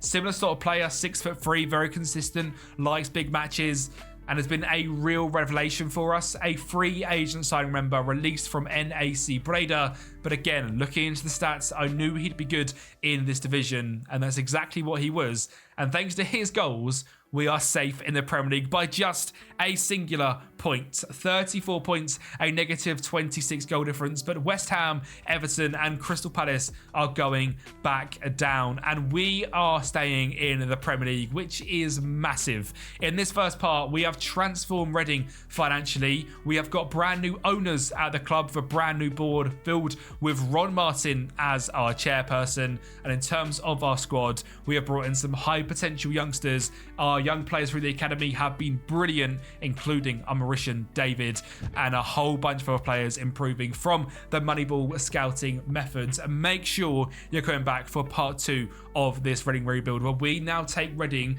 to being a European club. And how we do that in Moneyball, well, you're going to have to come back next time to find out. Thank you so much for watching. I hope you've enjoyed the in-depth Moneyball analysis. Thank you for watching again. Subscribe to the channel, and I'll speak to you next time. In just 3 seasons, we have rebuilt Reading to being a Premier League club once again, all while using the Moneyball method as we look to try and steer away from the current financial woes that take on this once great club. And today we are looking to take that next step, and possibly the hardest step in this rebuild, taking a lower half Premier League side to a Champions League side while using Moneyball. If you've never tried that before, don't underestimate it, because work permits are impossible to get around. So welcome to the Reading Moneyball episode 2 as we look to take them to the top of the Premier League. Now, for our first season in the Premier League, we were really lucky to stay up on the final day of the season thanks to a 2-point difference, and we did that while improving our defence massively. We signed Marasic, Vadkvist and Vagve in goal, keeping Boyce Clark as the goalkeeper from the start and Michael Craig in DM from the very start. But for this next step, we need to improve the attacking line. So for this season, I'm looking for a new striker, 2 new wingers, a new cam, a new DM, and a new attacking left back. So all the change, and I think it's only right. We start with one of my favourite signings, this striker position. We've got a new star. We have got out and signed one of the best young strikers in the game in Tony Majic. Well, at least based on his data, as this is a Moneyball rebuild, we need to be looking at the data before anything else. And this guy stands out for a multitude of different reasons. Number 1, he scores lots of goals. He's in the top 95th percentile of goals scored per 90 with this season, grabbing 22 goals in just 40 games. His non-penalty XG, also outrageous, 99th percentile, which means he's in the top 1% in the world when it comes to his non-penalty XG. He has lots of shots, he has them on target as well, and he wins lots of fouls. And when we're looking to see a game out, or we're looking for a striker's potential to win us a penalty, I didn't look any further than this man, Tony Majic, at just 21 years years of age. In my opinion, he is almost the perfect striker for this next stage of the rebuild. He is decently paced, being 6'1". He is extremely consistent, great flair, first touch and technique. So to hold up that ball, to link it up well, which our striker has to do in this system, he is going to be brilliant. His finishing is 12, his composure is 13 at 21 years of age. That has room to grow, but I think it will as well. Last season was the first year he really broke out and became a goal scorer. That's why he cost us just £3.7 million. And I hope he's going to be the key to taking Reading to Europe. And he's going to be helped by this man, Alan Sosa, a 24-year-old Argentinian signed from Gimnasia. Now, this guy is an attacking demon, but also a creative masterpass. He has a 96th percentile shots on his shots on target. And in terms of creativity, 99th percentile as an advanced playmaker. You can see, looking through all of these stats, of its chances created, crosses completed, non-penalty expected assists, everything this guy excels at, and he's a great high presser as well, being in the 99th percentile for pressure attempts, which means we have got an absolute demon in the cam. And while his picture does look really old and like he's about 12, we have got a very good, experienced cam on our hands. Over 111 games in the Argentinian league. Mentally really strong, technically very talented, and physically pretty good as well, while being consistent and having that love for big matches. Costing us 9.25 million, one of our most expensive signings yet. Without this whole rebuild, we are not going to be spending more than 10 million on a single player, and Alan Sosa comes close to that at 9.2, but not quite. Now, he has had 3 seasons in a row, grabbing over 4 seasons, grabbing over a 7 average rating, the last season being his best. I'm very excited to have Alan on our hands. I think he could be a superstar. Before we get to the rest of the team, if you guys can, make sure you're smashing this like button and subscribing to the channel for more data analysis, Moneyball rebuilds, and of course, all the rebuilds we do here on the channel. You are sure to find something you love, and around 70% of you that are watching this right now are not subscribed. So hit that subscribe button, especially because you probably watched episode 1 as well. Even more reason to smash that subscribe button. Now, our left back signing is Leandro Lilo from Gil Vicente, and this was actually a fantastic piece of business as he was a free agent, which is an unbelievable signing, in my opinion. He is unreal in progressive passes in the 97th percentile, but defensively very, very solid as well. Whereas interceptions, clearances, blocks, or blocked shots, he is in the top 94% for every single one. And based on his Football Manager stats as well, he looks absolutely brilliant. Now, his stats for Gil Vicente didn't show too much of going forward. His crosses wasn't amazing, his cross completers weren't great, but based on his stats, that is something which will massively improve once he gets into our team. He has 16 determination and 16 natural fitness as well, so it's going to be a true workhorse down the left hand side, and as mentioned, a free contract as well. Nottingham Forest actually have signed him already in this rebuild from Casapia, which is quite interesting. Didn't quite work out for him, and we got him in a free contract, and in my opinion, this is an unreal piece of business. And the same goes for our DM as well, Enzo Baranchea. Now, this guy is on loan, I believe, in Spain from Aston Villa in real life, and he is doing absolute wonders. So as soon as I saw this guy was available, I didn't even contemplate looking anywhere else. He ranks in the top 1% in passes completed and successful pressures. He is an unbelievable playmaker, but also a workhorse, and he does pretty much everything we could ever ask for our midfielder to do, especially when paired with someone like Michael Craig in this DM position, who's much better at the defensive side of things. Enzo Baranchea is the legs in the middle and that playmaking player. And he cost us just £3.6 million as well, which is just an absolute steal. On to our right-wing signing, we have signed Uros Kabic from Crvena Zvezda. Now, this guy's stats do not jump out majorly when looking into the data. He is just very, very well-rounded, and we found that with a lot of the wingers we signed in episode number 1. If you haven't watched episode 1 yet, and you're here to watch the Premier League journey, I'd recommend going to watch episode 1, because there was some unbelievable Moneyball signings in there. This guy is very good on the ball, and I've got very good finishing, and if we actually look at him on FM, his stats are really, really strong, and he's really, really well-rounded. He is consistent, he likes big matches, got them well-rounded stats, and has had a very good output in the last 2 seasons for Crvena Zvezda. 16 goal contributions last year, 12 the year before that, and does look like he's getting better and better. And I think he could be one of the stars of this rebuild, to be honest. I don't know if we replace him all the way until we become a Champions League club, because the way his stats are going to grow, being just 23 years of age and being as consistent as he is, he could be a star. And the exact same goes for Nemanja Trifunovic as well, signed from Partizan. 2 players from Serbia are 2 new wingers. This guy does like to get shots off on goal and does like to attempt and complete crosses, but again, his stats don't absolutely scream out unreal talent. But when you look into his FM stats, I think he is a really strong player, very good in big matches, decent speed, good technical stats, good mentals, also 23 years of age, and cost us just a measly £3.3 million. Now, financially as a club, we are doing okay. We have £50 million in the bank, and debt-wide there is just £1.7 million of transfer debt. So we're doing very well with that. Now, I have always done Moneyball rebuilds where we have to raise more money than we spend. That hasn't been possible just yet. From the very start of this rebuild, we have sort of been on a trajectory of having to spend a little bit more than we would like to. £26 million spent in this rebuild, raising just £1.9 million, mainly on the loan deal of Amadou Mbenge, which is really good for us. And I think something that will change, especially in this episode, is where we'll start to now potentially sell players on for some pretty big money. We're going to become an established Premier League side. Clubs from Saudi Arabia are going to want some of our players.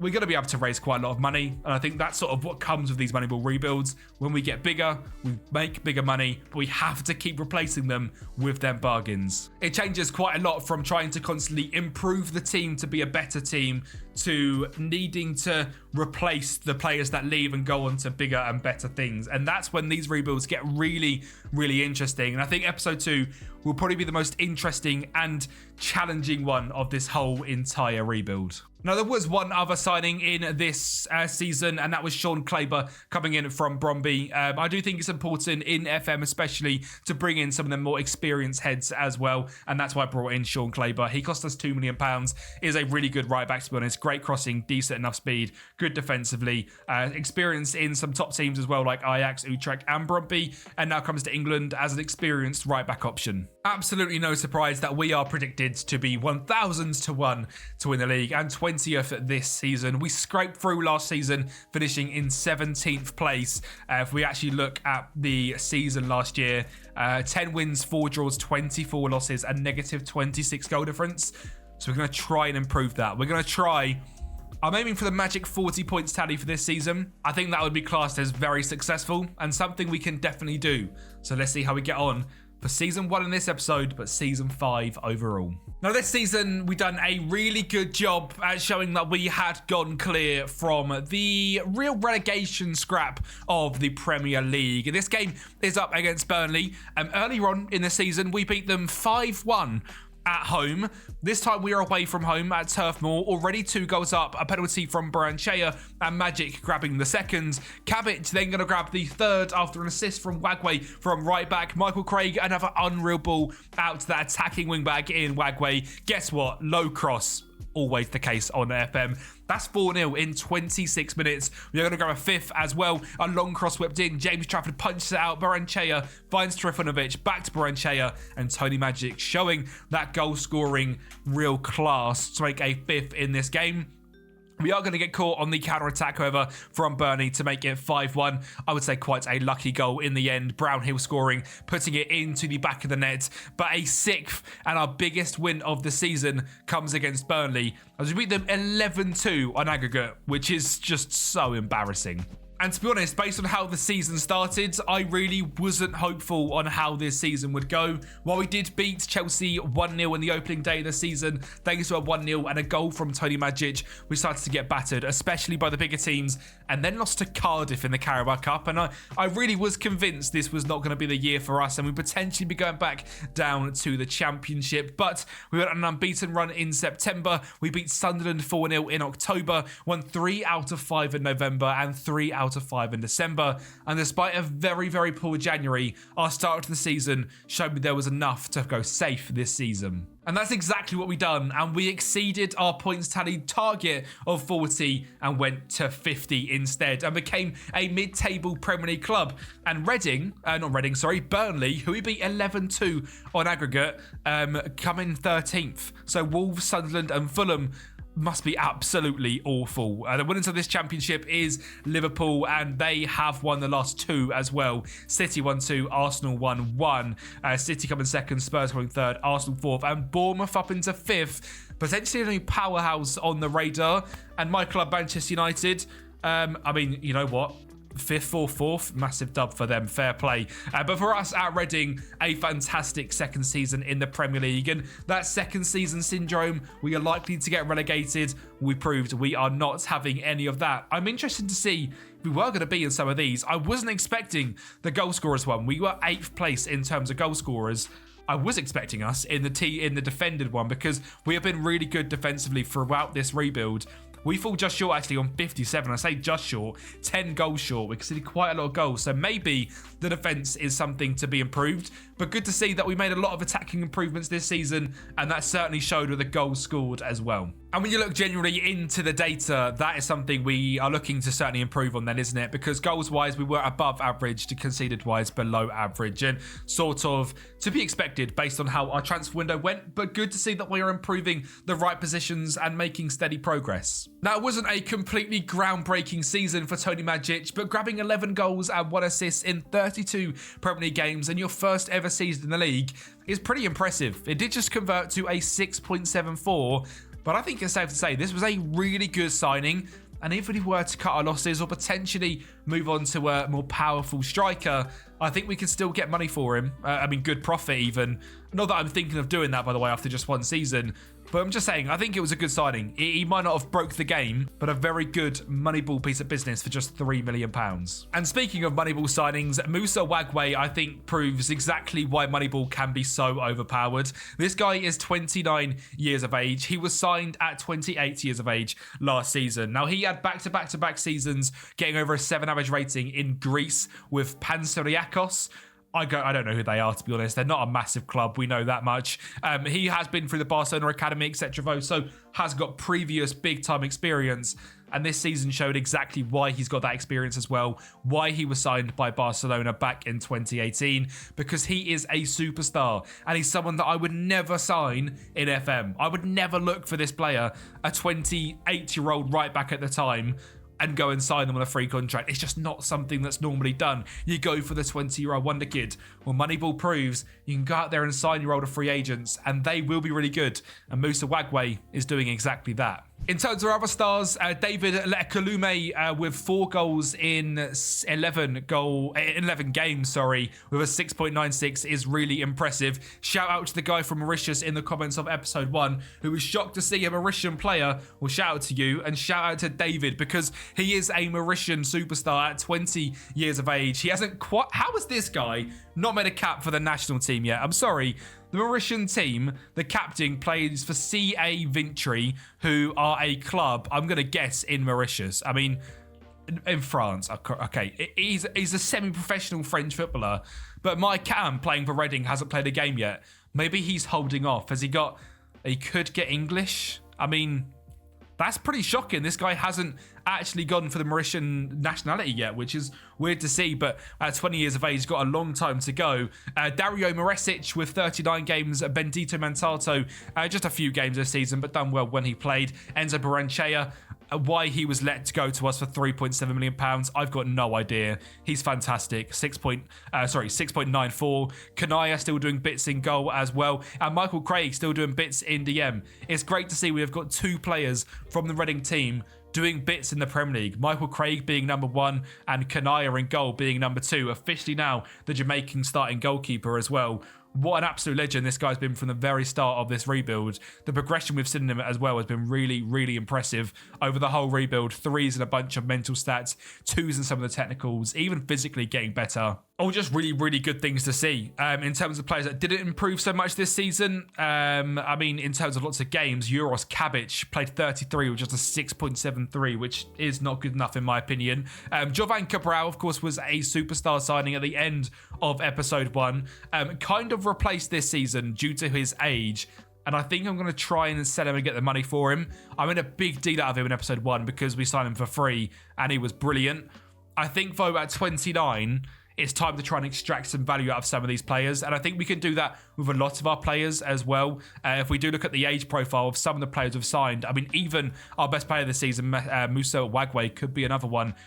Lewis Wing, potentially someone to move on from, has done really well though to get us to this point. Linus Valkvist, someone to potentially take that £8 million.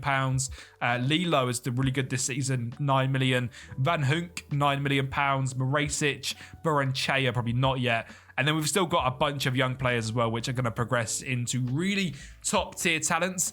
In terms of the youth academy, we have got some players in the first team, but another one here is Dan Popple. Probably not going to make it into the first team. We'll see though. But overall for this summer, I think our plan is pretty clear. Try and make this team that next level and get possibly the Conference League is my aim. A big transfer budget, of course, not going to spend anywhere near that. And I think it's time to potentially make some big sales. Now, as mentioned, this season would be the first season of making some big sales. Dario Morasic has left the club to go to Saudi for £10.5 million. A fantastic free agent signing.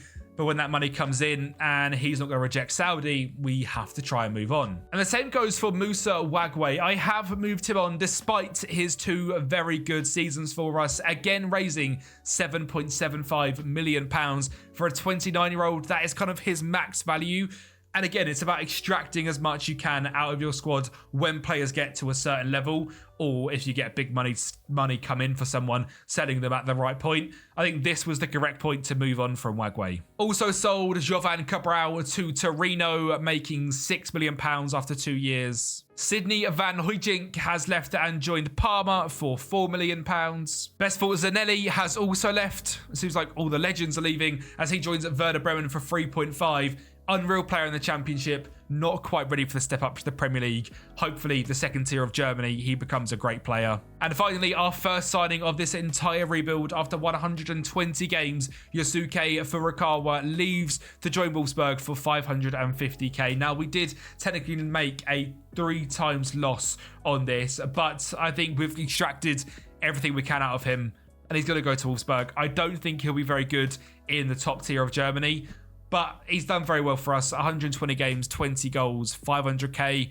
It's someone to move on. And that leaves these positions able to be improved. A brand new right back to replace Wagwe, a brand new centre back to replace Marusic, another brand new DM I have signed, and I've signed another striker. I wasn't 100% convinced with Tony Majic. I'm not moving on from him. He's the backup striker, potentially Rota. I can't tell who's going to start. And that's why we're going to go straight into this position first. Because it's someone that you guys who have watched the channel for over a year now will know that I absolutely love. It's Vladislav Vanyat, a Ukrainian striker from Dynamo Kiev. I used to sign him so often. Everybody will rebuild. I'd come to him because he is a bagsman on this game. But I've never used him in the Premier League. And we're going to have to see what he's like. Now, in terms of his goal scoring stats, they are outrageous. He's scored 16 in 34. He's 26, so slightly more experienced. And very similar to when we signed Majic from Dynamo Kiev. He excels in his goal scoring stats, and that's pretty much it, other than fouls won. I have won Champions Leagues with this guy before. 38 games a season, being that guy is very difficult, as we saw from Majic. Now, in terms of his stats, good finishing, good determination, good speed, 6 foot tall, consistent, and it cost us just £5.75 million. This was his first year getting over a 7 average rating and a slightly smaller game sample size. So he might have had a nerf actually, considering when we last used him. But I saw the name, I saw the data, and we've signed Vanyat. And then when it comes into this brand new central defensive midfielder, it is a signing which I just couldn't pass up on. He is 19 years of age. He is a Serbian DM signed from Vojvodina. His name is Nikola Stojadanovic. Now, he's decent going forward. He's very good on the ball. He's decent defensively, but his stats on FM are an absolute joke. And I think he could be one of them £100 million DMs in the future, potentially. Unreal physically, great mentals, great technicals at 20, consistent, and cost us just £1.7 million. I think he's an unreal player. I genuinely think this is the sort of DM which goes on FM to become like a Barcelona level DM after signing him at a lower club, giving him loads of game time. I think with some of the cross, a hidden gem. At centre-back, to replace Dario Marusic, we have signed Thomas Christensen from Udinese with a value of just £4 million. Now, very similar to Marusic, this guy is unbelievable defensively. Key tackles and headers won is in the top 1% in the world, and also a very good ball progressing centre-back. He partners perfectly with Valkvist. He is 26 years of age and he is extremely consistent. And our final starting signing is Nico Sigur, the right back who is replacing Musa Vagwe. This guy is also very good going forward. Really good progressive passes, really good defensively, good goals outside the box, which is a weird stat to have, but we'll certainly take it. And is a bit more of a defensive player, but again, going into our system, similar to Leandro Lilo, his crossing stats will improve massively. He's 24. The reason his ball progressing is so good, he can also play in central midfield. Signed from Hajduk last season, 6 goals, 10 assists in 47 games. He cost us just £3.5 million, and his stats are so well-rounded, and also a Canadian international, which is pretty cool. And for our final signing, I've signed Saif Eden Lazar. I think I've been baited into the fact that he sounds like Eden Hazard. He's from KRC Genk. If I'm not mistaken, that's the team Hazard come through. Let me know in the comments down below if that is correct. This guy looks really, really good though. Great physicals, great technicals, great mentals. Had his breakout year last year at Genk. 7 goals, 4 assists, a 7.07 and 29 games. And that is your Reading team. Now, in terms of our transfers, we sold £32 million, spent £21 million. So we are starting to right the wrongs and starting to sell players for some pretty decent money. I wouldn't be surprised again this season if we finish around the mid-table spot. We're again 1,000 to 1. We are using Moneyball. We are never going to be ranked very highly by the media because we're looking at, say, our star players. They aren't game-breakingly good. Enzo Baranchea and Stojanovic are both very well-rounded. Sosa and Cam, well-rounded. There's no one in this team that has that killer factor, so we're never going to really be placed in that 16th, 15th, and then overachieve into the top half until we get that man. But for now, I'm very, very happy. I think the squad is very strong, and I think we're again going to upset the odds. And that is exactly what happened in this season. It's going to be a very, very quick season because it's basically the exact same as last season, to be honest. We have a little bit more consistency to us. We finished on 54 points, a positive goal difference, 15 wins, 14 losses, and 9 draws. Not much change in our points tally, but some clear progression, which is very good to see, and also good to see in terms of our goals conceded that we are now conceding just 54, which is 3 better off than last season, because we've lost our star centre back and our star right back, replaced them pretty well. I'm very, very happy. Our data hub looks a little bit better in terms of conceded. I mean, it's literally the exact same, nearly. It's very weird how similar this season was. In terms of goals scored, Vladislav Vanya done very, very similar to what Tony Magic done last season. 11 goals, 2 assists, 40 games. I'm not sure what we're doing up front, to be honest. I'm not sure if I need to start another one or I don't know. It looks like Vanyat started basically every single game and Magic was the rotational striker. I don't know what we do up there, to be honest, because neither of them have that killer instinct. We might need to try and really find someone, but using Moneyball, we have a very limited pool of finding players, and we're going to have to see what we can do. Alan Sosa in the cam, really good, 15 goal contributions. Uros Kabic also having a much better season. First season, it was a 6.62. This season, a 6.84. Signing of £3.8 million worth now 30 is really, really good. Baranchea, again, being really good. Trifunovic having a decent year. Nikola Stojanovic, 5 goal contributions, 20 starts, 12 for the bench. This is what I mean. This guy's stats are going to grow and grow and grow. Now 3 caps for Serbia. Value of £50 million. Signed for 1.7. One of them signings where when you see them, you just simply can't turn them down. Thomas Christensen, a really good centre-back signing, 6.87 for him. But our best player, once again, was Kanaya Boyce-Clark, a 7.05 average rating. We have taken this guy from a League One goalkeeper to a Premier League goalkeeper, and he deserves to be here as well. A 7.05. That's his second best season, other than our championship third place finish. That is his best season, which is amazing to see. So fair play to Kanaya, our goalkeeper, and an absolute legend. As mentioned, this is going to be a very, very quick season, so we'll quickly touch on the financial side of things. We're up to £131 million in the bank. The board are throwing more and more money at us, but the one thing that is very good to see is that when we check our salary per annum against anyone else in the league, we are massively overachieving. We are spending just £40 million, probably behind my face cam, to be honest. We're spending £40.9 million.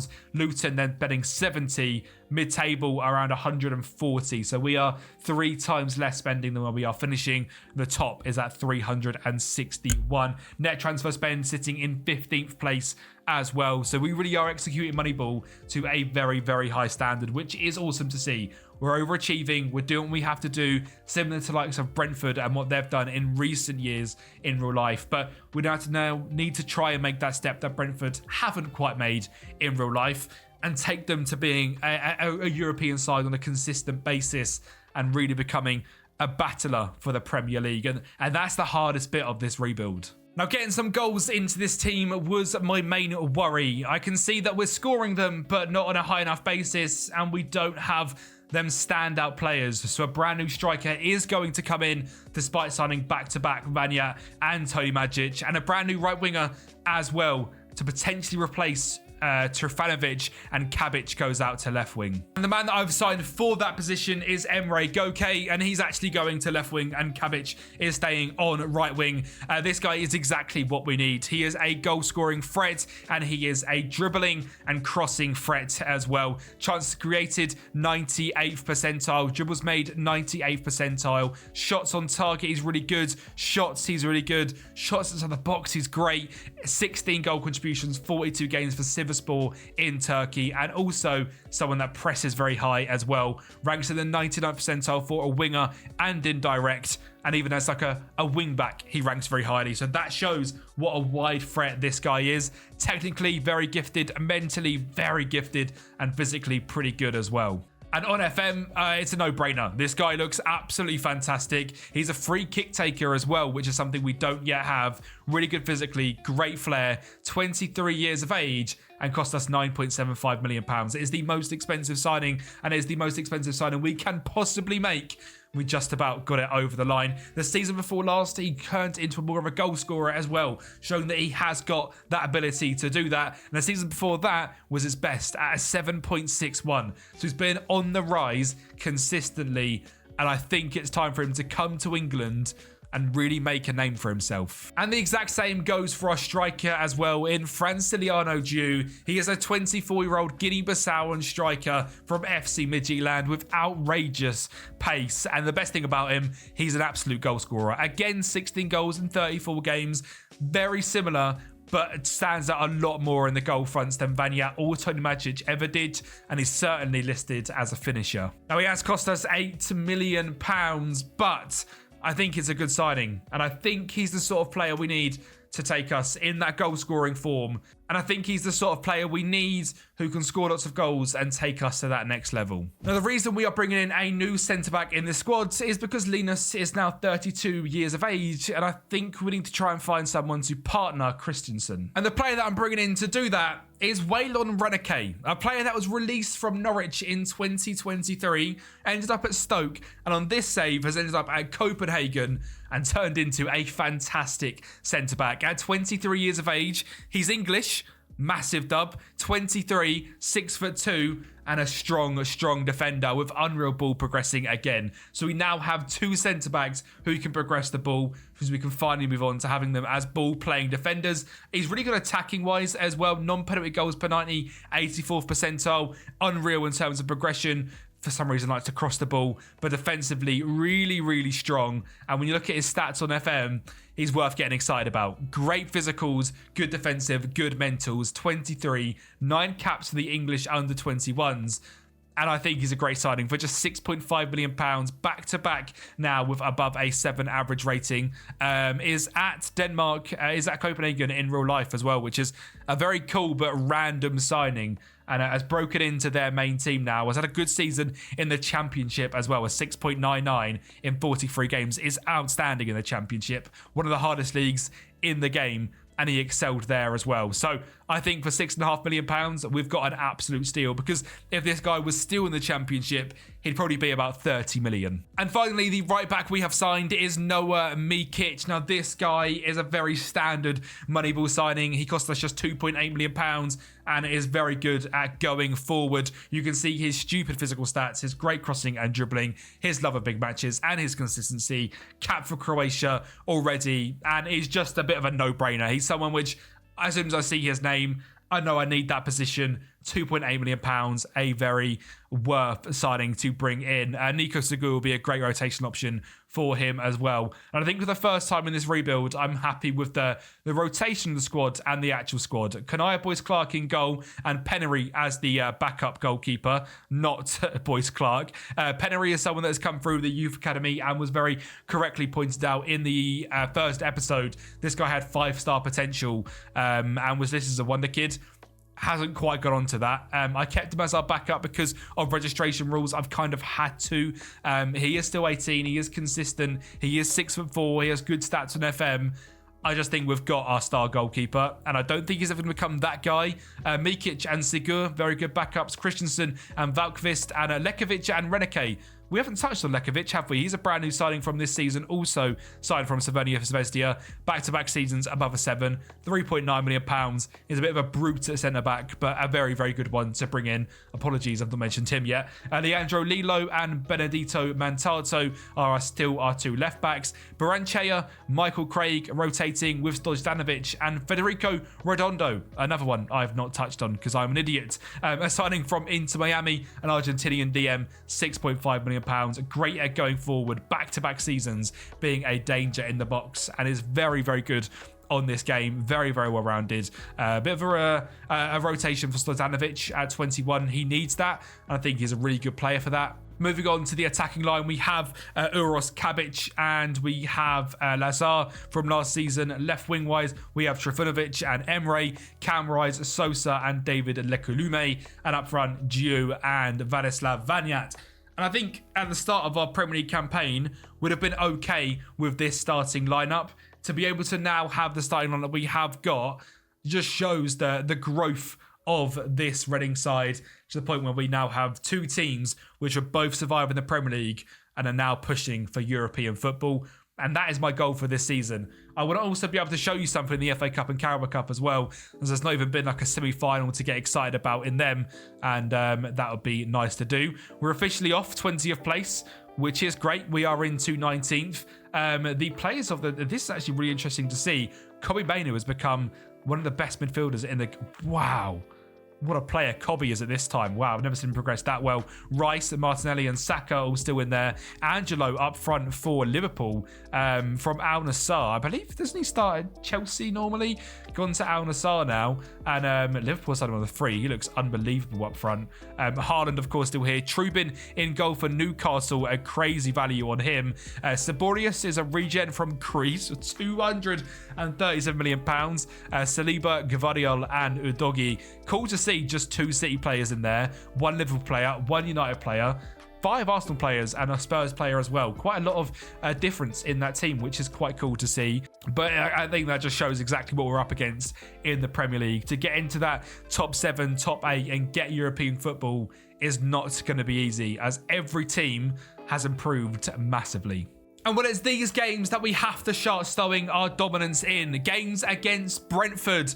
And boy, are we about to show some dominance. Our new striker getting off to a great start in just 40 seconds in this game. A corner ball then whipped in, and Reneke getting his on the end of it to make it 2-0 in this one. A third going to come in the first half as Michael Craig finds Lilo. Kabic finds Emre Goke. A real showing of our brand new signings in this one. 3-0 in 39 minutes. Followed up by Noah Mikic driving down the right-hand side, whipping the ball in. You never guess what? A front post own goal from a low-driven corner. We love to see it. Noah Mikic playing the ball down the line. Emre Goke on the ball once again, whipping it in, backstick. Laser not quite getting there, but Franciliano making it 5-0, and a 6th coming against the original Moneyball gangsters. Well, we're going to absolutely put them down. Leandro Lilo getting to the byline, Sosa finishing it off, and Reading, well, we're now the Moneyball team in the Premier League. Brentford dispatched of, moved on from.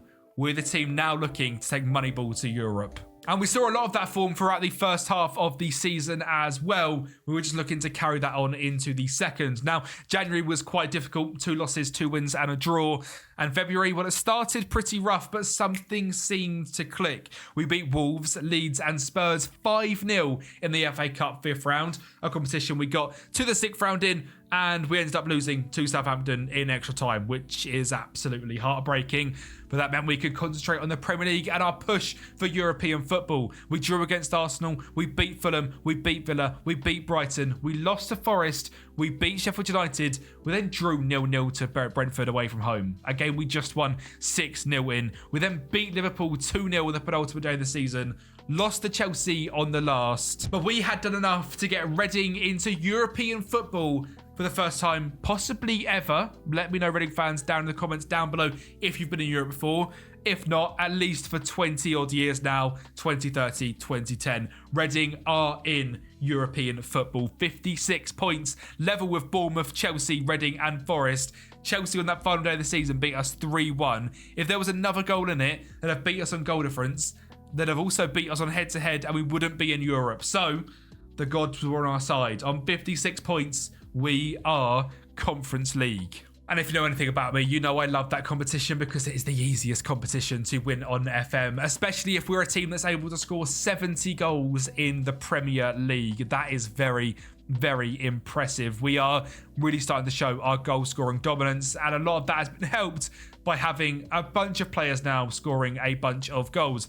Number one to point out, Tony Majic out on loans last year at Genoa in Italy. 15 goals, 2 assists. Very, very impressed. Nemanja Trifunovic, 12 and 8. Emre Goke, 12 and 11. Alan Sosa, 11 and 3. Franciliano, 11 and 0. 6.66. That striker position is proving very, very difficult to really get a bunch of goals out of. But our cams have managed to step up this season and improve massively. Federico Redondo played lots of games this year. 11 goal contributions, a 7.01 average rating. Thomas Christensen, a 7.05. Emre Goke, a 7.08. Leandro Lilo, a 7.06. Nemanja, a 7.04. Nico Sigor as the rotational right back with Mikic, both grabbing over a 7. Both grabbing 13 assists combined and 4 goals from Mikic as well, which is lovely to see. Kanaya still doing bits. Waylon Reneke, 6.98, £30 million value now. I love this signing. I don't know why I love this signing, but this guy seems really, really cool. He seems very, very happy as well. A happy chappy leading the Reading defence is awesome to see. We are in the Conference League. It has taken us 7, maybe 8 seasons, 7 seasons, I believe it's taking us to get to this point. But it's a point that I'm proud to be at. And I think it's 4 seasons in the Premier League, maybe 5, to take them from bottom to 7th. So a nice steady growth while using the Moneyball method. The only thing I'm worried about is potentially now some of our players getting pinched. Like Emre Goke, who's been here for a season and is now wanted by Al Ittihad. And if that sort of money comes in for him, I can't really reject it. That's the sad reality of Moneyball. Alan Sosa, £47 million value. Stojanovic, 48. Cabbage, 38. Kanaya Boyce is going nowhere. I don't care what else I get for him. Trifunovic, 42. Christensen, 35. Reneke, 33. Seagull, 34. Lilo at 30. 31 million. I mean, that's ridiculous. We might have to see what we can do here. I mean, even Michael Craig now, a £28 million value. Still playing 41 games as he helps Reading get to Europe. And it seems like the youth facilities here are doing their job as well, as we have some good young players coming through. Paul Hickey is a good young wing-back. Shiloh Cheshire, a good young centre-back. Charlie Pelling, a very good young centre-back as well. And Herve Makengo, a great central defensive midfielder. The board have improved their youth recruitment from 1.5 star to now 2.5 star, which is actually a massive upgrade. If we get that to 4 star by the end of this rebuild, we'll have one of the best youth academies in Premier League, really, because that'll be really, really good for us. And with Moneyball, I mean, teams like Brentford have sort of ditched the youth approach, or did anyway to start off with, and we can hopefully do both at the same time, which would be absolutely huge. Next season, though, I want that Conference League trophy. I want to be a European champion. But I'm not sure if that's going to be possible, because we've been scalped of our 2 wingers this season. Straight away, Emre Goke leaves the club to go and join Al Ittihad on £500,000 a week. But we did raise £35.5 million, and the most expensive signing of £9.75 million in just one season gets flipped into 35. And sadly, that's kind of the point, is that we make lots of money by selling the players that overachieve. And Emre Goke, thank you for your service, but you're off to earn a lot of money. But he wasn't the most expensive sale of this season, as Nemanja Trifunovic leaves to go and join Al Nassr, and Cristiano, probably not Cristiano Ronaldo in 2030, actually on 350k a week. This guy has been very good now for 3 seasons. Last year had his best season. We raised £43.5 million. There was also the sale of the player that I basically got baited into, because I thought it was going to be Eden Hazard, safe Eden Hazard, who has left to join Augsburg. We have doubled the money on him, despite him playing just 42 games for us. Which means our wing positions have taken an absolute battering, so I need to improve them and then bring in some better rotational players that can help us in Europe. But first off, the wingers. And the number 1 signing is David Martinez from LAFC. This guy, I think, could be the next big sale. He could be the player that comes in, breaks the match engine again, and leaves like Emre Goke, because he ranks the 99th percentile for key passes and open play key passes. He ranks in the top at minimum 95 in dribbles made, open play crosses, crosses completed, crosses attempted, chances created, and expected assists. He is unreal on the press and has lots of shots. He is absolutely brilliant. He has also just finished the last 2 seasons and even the last 5 seasons above a 7.19, including a 7.65 and a 7.47. £7.25 million is what he has cost. Is he ready to take that talent to the Premier League? We'll have to find out. And for the opposite wing, we have Feder Rivas from Juventus, but on loan at Sassuolo. And this guy is more of a well-rounded player. 35 games, 16 goal contributions, 5'10", 6'3".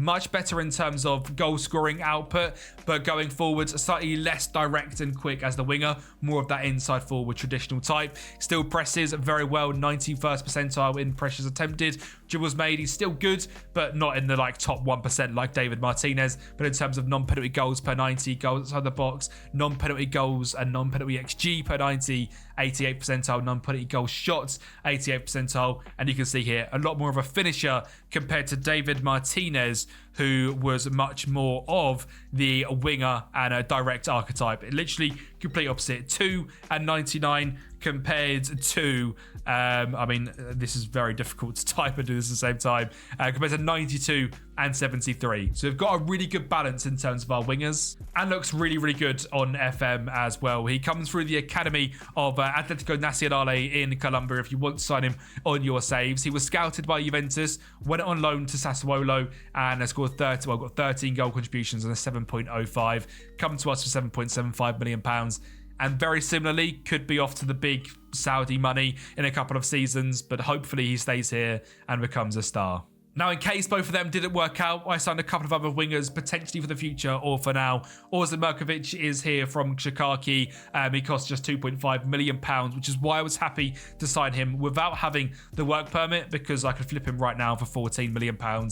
But I think this guy will be very good in the future and will eventually get that work permit. And the same goes for Joel Mvuka as well. This guy is 27, doesn't have the work permit, but costs us just £3.2 million and has been really good in terms of his ability over the last 3 seasons from Lillestrøm, and looks really, really good, really, really quick, good consistency. If he doesn't get that work permit, it's £3 million.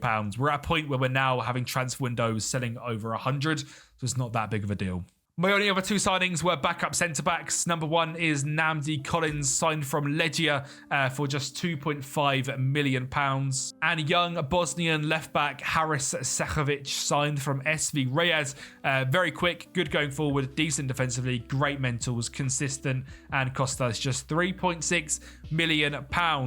And that is the Reading side, all built all made and ready to take us into Europe. Your starting 11 looks a little bit like this, with Franciliano up top, Martinez and Rivas as the two wingers, Sosa as the cam, Stojdanovic and Baranchea still staying as our DM partnership, with Lilo, Mikic, Christensen, Renike and Boyce Clark in goal.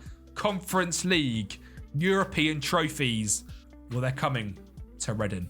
Another gentle reminder to make sure that you, yes you, are liked and subscribed to the channel, because it helps me out massively and you don't miss the next part of this incredible Reading journey. But this second part will not stop until Reading are a Champions League club, and a good way to get there is to win the Conference League and then eventually build up a stronger squad and get into it through the league or through winning the Europa League. Now, our first attempt in the Conference League, the league phase, domination, 16 points, 5 wins, 1 draw to no regrets.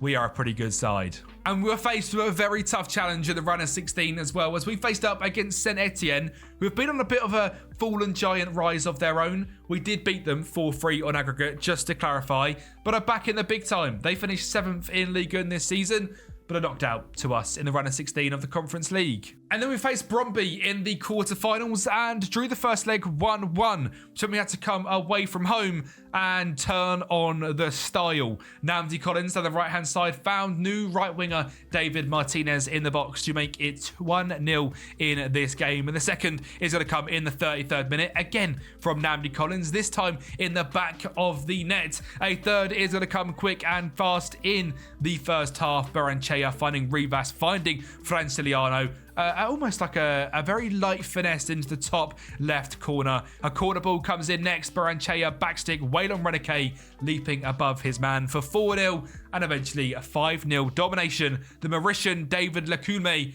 hits the post from his free kick. Tony Magic back in the squad and finishing at home for 5-0 as we advance to the semi-finals, where we absolutely battered OH Leuven 7-3. An absolutely embarrassment in the semi-finals. Rivas grabbing 2, Sosa, Christensen and Renike scoring once again. Through to the final, but it's not easy. We've got Lazio. But we absolutely dominated this game with 17 shots to their 6 and 62% possession. And when their goalkeeper is doing awful things like that, well, it's always going to be an easy game. A 1 goal got us off in the 74th minute, and in the 80th minute, Harisevic found Rivas for 2-0, and that was the game done. A simple 2-0 victory, a dominating victory, and Reading, we lift the Conference League. And we're lucky that we did as well, because we fell off a little bit in the league by a singular point, but that dropped us all the way down into 10th place. We have now finished on 54, 56 and 55 points for 3 seasons consecutively, and having a very good goal difference this season. In fact, I believe our best yet.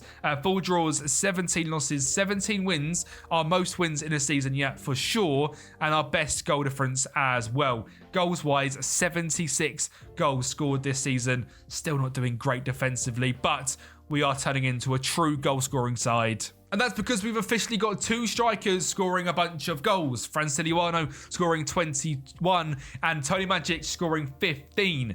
2 strikers scoring goals. Well, I've actually found 3, because Vanna has gone on loan like Tony Magic last season and scored 14 goals once again at Dynamo Kiev. So I don't know if that's just where his level is at, but it looks like we have done very well with our striker scouting. Eventually, it has paid off. And in terms of replacing the wingers that went, we've done unreal at that as well. David Martinez, 28 goal contributions. Fernando Rivas, 25. Both again worth up to £50 million. David Martinez once ready by Al Nassr. What a surprise. Maybe he'll be off this season after just a single year. Alan Sosa, 14 goal contributions. Enzo Baranchea, 19, worth £62 million. This guy is an absolute demon in DM. Waylon Renike, 7 goals. Christensen, 7 goals. Lilo at 31, 7 goals, 9 assists. Stojdanovic, 11 goal contributions, worth £91 million. Our 2 DMs are worth so much money. Oh, I can't bear to move them on though, because I think they are the real base in this team. Them DMs on support are so good. I can't face getting rid of them. But if money comes in at like £90 million, we have to do it. But very, very happy with the season. We have won the Conference League. Still no FA Cup or Carabao Cup, sadly. 4th rounded and quarter-finaled by West Brom, who are a championship side, which is so frustrating. Don't tell me they won the FA Cup. Did they win the FA Cup? No, I was going to... Bournemouth! Oh, for God's sake. We even got less trophy. No, we haven't actually. We got the same as them because we won the Conference League. But overall, a very good season. David Lacume, the Mauritian GOAT. 8 goals, 14 games. This guy's just going to be with us to the very end, I think. He's only 23 still. 120 games overall, 10 goals, 8 assists. I'm a big fan. Just to have someone like that come through the academy. The same goes for Kanaya Boyce as well. A 7.07, 60 games this season. And again, showing his progression. Wanted by Sheffield United, not a chance, lads. And another one the kid has come through in Eddie Hill, not Eddie Hearn or Eddie Hall is the guy I was really trying to say there. Eddie Hill, an 18-year-old, good determination, great speed, good finishing, decent composure. This guy could become our guy, to be fair. With that speed, right off the bat, he could become very good. If we need to develop him technically and mentally, he'll get there. Eddie Hill could become a really good striker in a year or two's time. But for now, it's time to turn Reading into a Europa League winning side or a top 4 Premier League side. And having all of this money is certainly going to help. £112 million in the bank, 678k in wage budget. It's cool to see we're such a financial powerhouse, but also so sad because I don't know what's happening with Reading at the moment. Another win this weekend, a 1-0 in the early game on Saturday. On the edge of playoffs to get promoted to the Championship, but just not managing to sell the club. And it'll be so sad if they get expelled. There was a few fans in the comments down below in the first episode saying it's good to see light being shed on the situation of our club. And again, my heartfelt goes out to you guys that are dealing with this because it is so difficult to watch a club go through what Reading are going through. I just hope it gets sorted. And I hope videos like this just help the average person who likes watching football understand things like this happen. And it's really sad and we shouldn't let this happen. And I think it's right that with a platform, we should make videos on it and we should show what's going on. I'm not saying my video is going to be the difference to get them to see what's going on, but having more media publicity out there for Reading is always going to be a good thing when they're going through what they're going through. And hopefully it does get sorted in the next 20 days and Reading stay as a club. They're a club that I've grown fond of through creative content and I'd like that to carry on as well. But let's get on to our Europa League season. We're lucky enough we weren't scalped. We managed to keep basically everyone from the team, which was very needed because this year we are going for it all. We have made just 2 signings and my first is Greek cam Pavlos Kenakoudias, signed from Aris, where he has just grabbed a 7.67. Yes, I said that right. 7.67. That is an unbelievable season. 17 dribbling, great flair off the ball with technique and physical stats. And he's just 22 years of age. He is an absolute superstar. My other signing is Matteo Silvetti, a rotational winger signed from Newell's Old Boys. A 7.23 average rating last year. I'm not going to go into the data because there's just 2 signings. And that is all we've done this year. To be fair, in terms of the sales, just £10 million raised. It was 5.5 for Ozan Mikovic, who we signed for 2.8. Then he get a work permit and sold. And Joel Mavuka, who we lost, 500k on? If that, 3.5. And we sold him for 3.3. So 200k on, which isn't the end of the world. Vladislav Vanyak going on another loan deal as well to Dynamo Kiev. Just never quite buying him back, but constant loan deals. I mean, to be fair, we've raised £3 million from them 2 loan deals. We only signed him for 6. So, we'll take that for sure. And his value is, we'd probably get what we pay back for him, which is impressive considering he's not really shown the world what he's capable of. This season, though, is all about the Europa League. I want that Europa League trophy. And I think it's the only way we get into the Champions League. We are now 15th prediction in the league, which is much better than we have been recently. Now just 400 to 1. But again, the Europa League is Newcastle, Villa, Chelsea, United and Spurs. They're the teams we're trying to chase down. And using Moneyball, that is very tough. Especially when you look at it on the financial scale as well, because we are spending just £58 million in terms of wages, while the big boys, even up to 7th place, is £203 million. So if we are to get Europa League football via the league, or Conference League football, or Champions League like top 4, 5 times more a salary per annum. And in terms of our transfer spend, we're just 15th. So really, we are doing a very good job for even being in this position. So to expect more would just be stupid, right? Well, I'm looking to expect more, especially based on how this season has started. In our first 2 months, 3 losses and 4 wins. is a positive start. The month of November was pretty decent as well, but it got into December, and that's when we really started to kick on this season. And a player that has come back from almost the depths of his career, Tony Majic, has turned into a bagsman. We won 4 games, drew 1, lost 2 in December, and then went unbeaten in January. And I can't quite believe that has happened, because we have had such a good season, and by far our best yet. If we could just keep our second half form up, it was looking like we could get into that top 7. In February, we fell off a little bit. 2 wins, 2 draws, 2 losses, not ideal. March, a loss and a draw. We finished the season strong. And unbeaten April, beating Brentford, Villa, drawing to Forest, and beating Watford. A 4-0 loss to Manchester City, to be expected. Followed up, though, with a victory against Everton and a 3-3 draw against Fulham. Was it going to be enough to secure Europa League football for back-to-back seasons?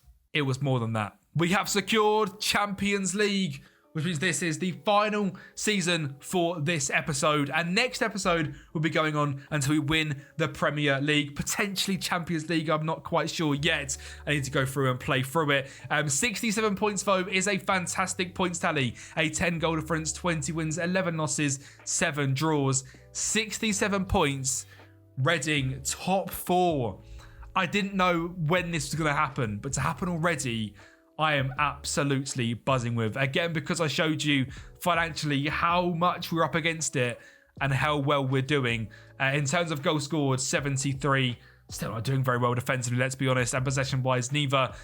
But we really are building this squad into an absolute powerhouse. And in terms of the goals we're scoring as well, I mentioned having 2 strikers. Tony Majic, 16. Franciliano, 28. Fidel Rivas, 29 goal contributions. David Martinez, 26. Matteo Silvetti, 22. And Pavlos Koukaniadis, 21.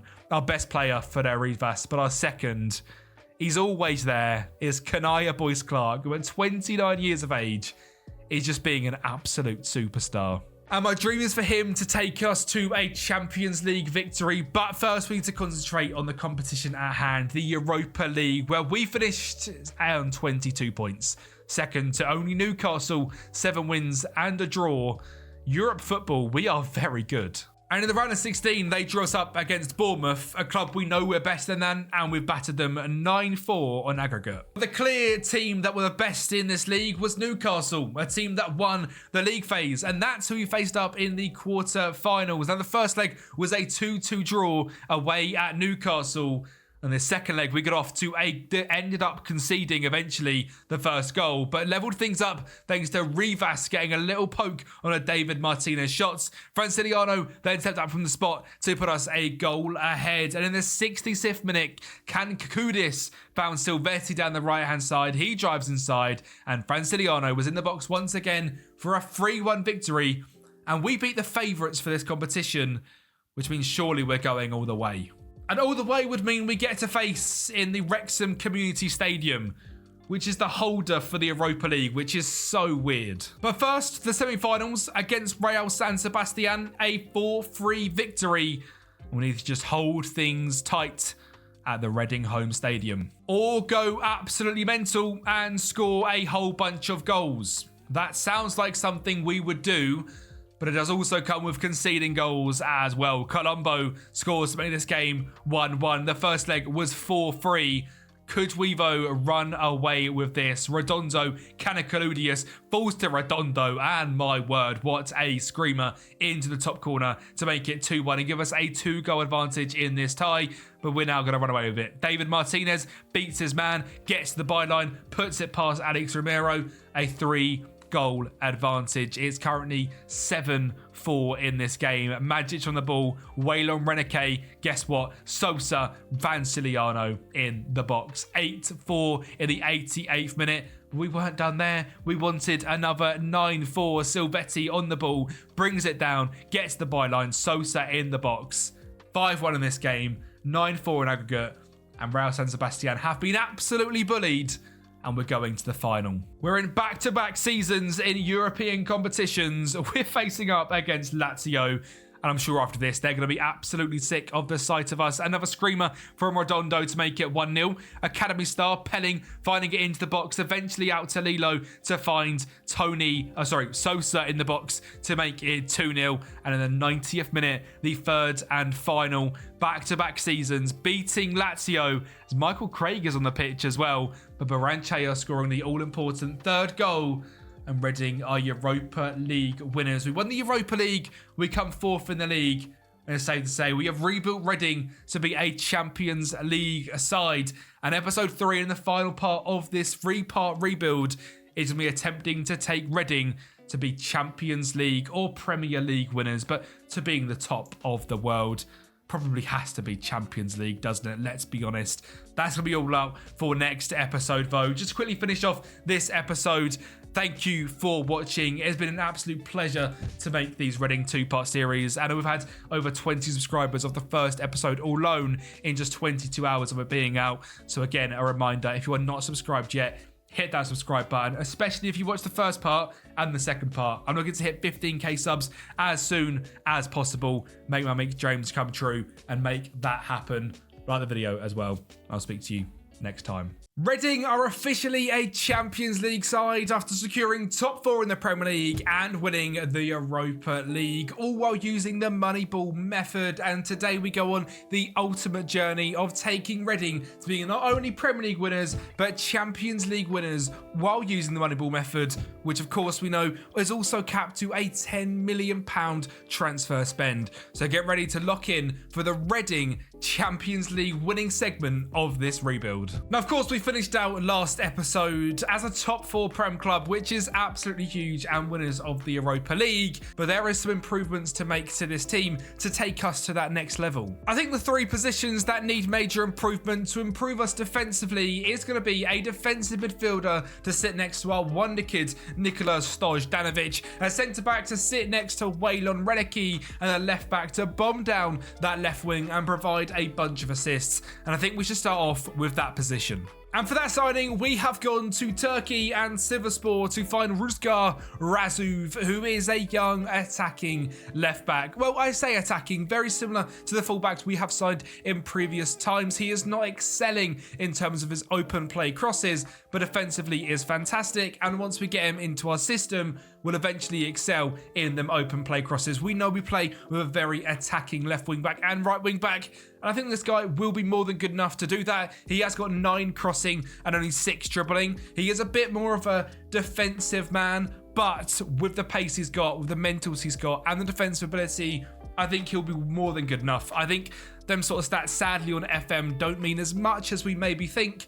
Having the pace, the mental ability to be in the right positions is a lot more important, and I think he will really excel in that attacking left-back position, and he cost us only £5.75 million in a signing from Sivasspor. And well, next up, we needed a DM to sit next to Nikola Stojdanovic, who is a pretty advanced central defensive midfielder, so I think we need someone that's going to excel in the defensive side of the game. So we signed Cal Pesanya, who is a 27-year-old, so slightly more experienced DM signed from CEC in Brazil, and you can see his defensive stats are what really stand out. He sits in the 98th percentile for possession 1, 88th percentile for blocks, and is really well rounded in his defensive actions. He suits very well as a deep lying playmaker, but also as an anchor man, and even as a defender, as a reader, a ball playing defender, or a destroyer, really suits them. Now, he does actually rank very highly in assists and fouls won, also passes completed and progressive passes, so he's not like a straight up defensive man only. He's also good on the ball, but as a more defensive man, I think he's really good, and his FM stats show exactly that as well. Really strong mentally, really strong defensively, also actually really good pace, 15th acceleration, and in terms of pace as well. He's consistent, he likes big matches, and he's 27 years of age, so brings that little bit more of experience. He starts out at Botafogo, eventually ended up back at CEC, where he just grabbed a 7.13, and also cost us just 5.75 million. So a really good DM that will be for now and for the future.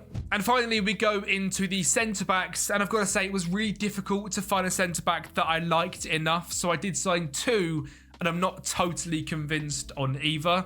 Obviously, we have a pool of about 800 players overall. Once we start the actual Moneyball scouting, we whittle it down to players that impressed me, and there wasn't many centre-backs that really stood out. So I've gone with a little bit more of a risk on these two, but obviously signed 2 instead of 1, so the risk isn't as bad. Emil Bergman, his stats don't stand out massively, but did grab a 7.26 average rating-wise. He's good in the air, good at shots block defending, and good at tackle completion.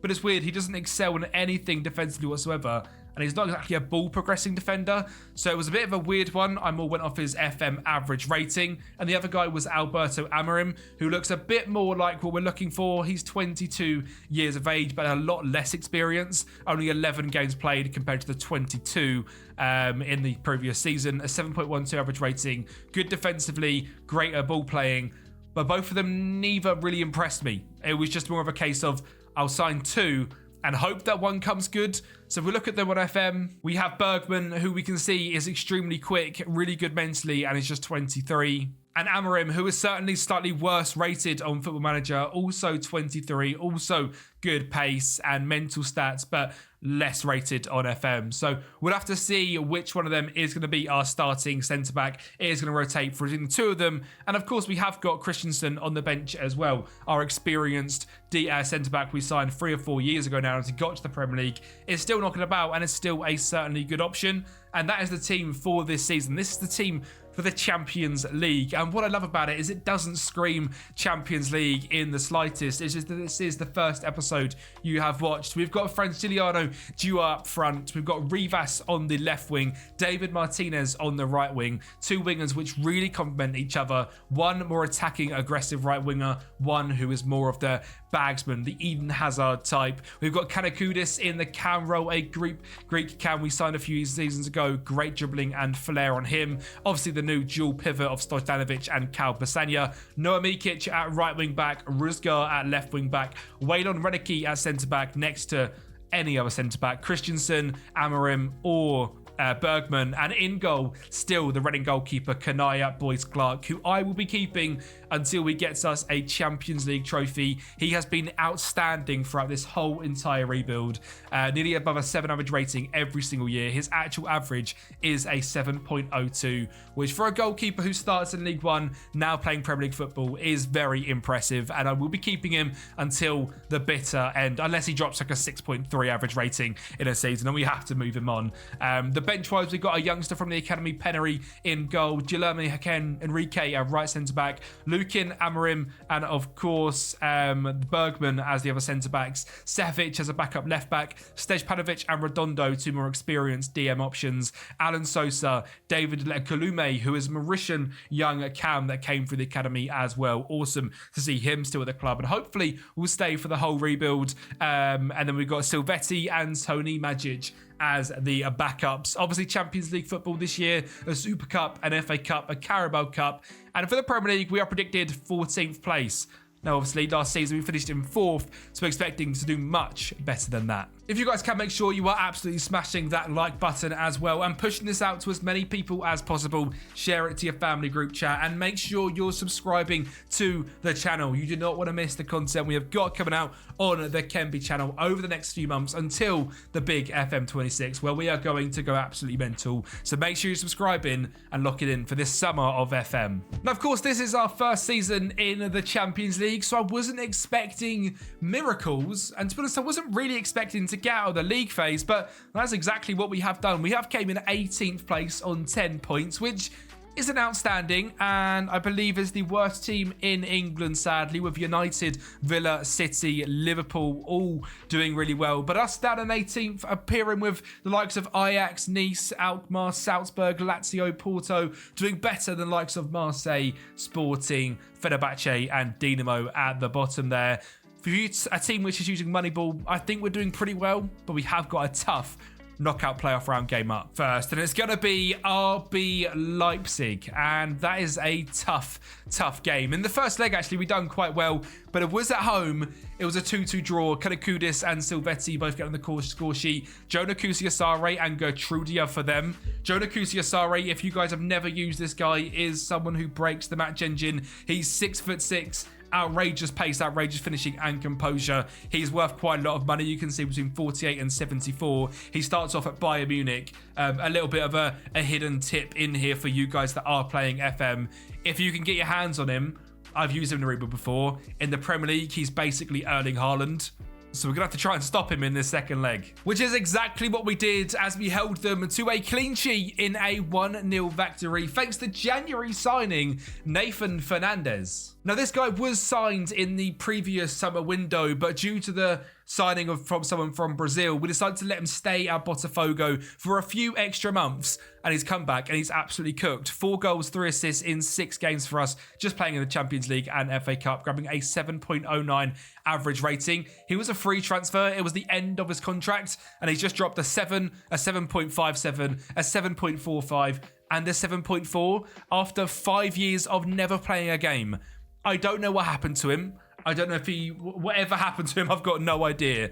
But he looks like an absolute joke. He's got incredible agility, flair. He's like Neymar, but not obviously Neymar. He's very consistent. He likes big matches, and he scored a very important goal in the Champions League to send us to the round of 16, where we sadly faced Real Madrid. And, well, they're a Real Madrid side with Mbappe, Hendrick and Evan Ferguson, as long as Bellingham and Camavinga and Tchouaméni and Alphonso Davies and Ronaldo Araujo, Rico Lewis, Fofana.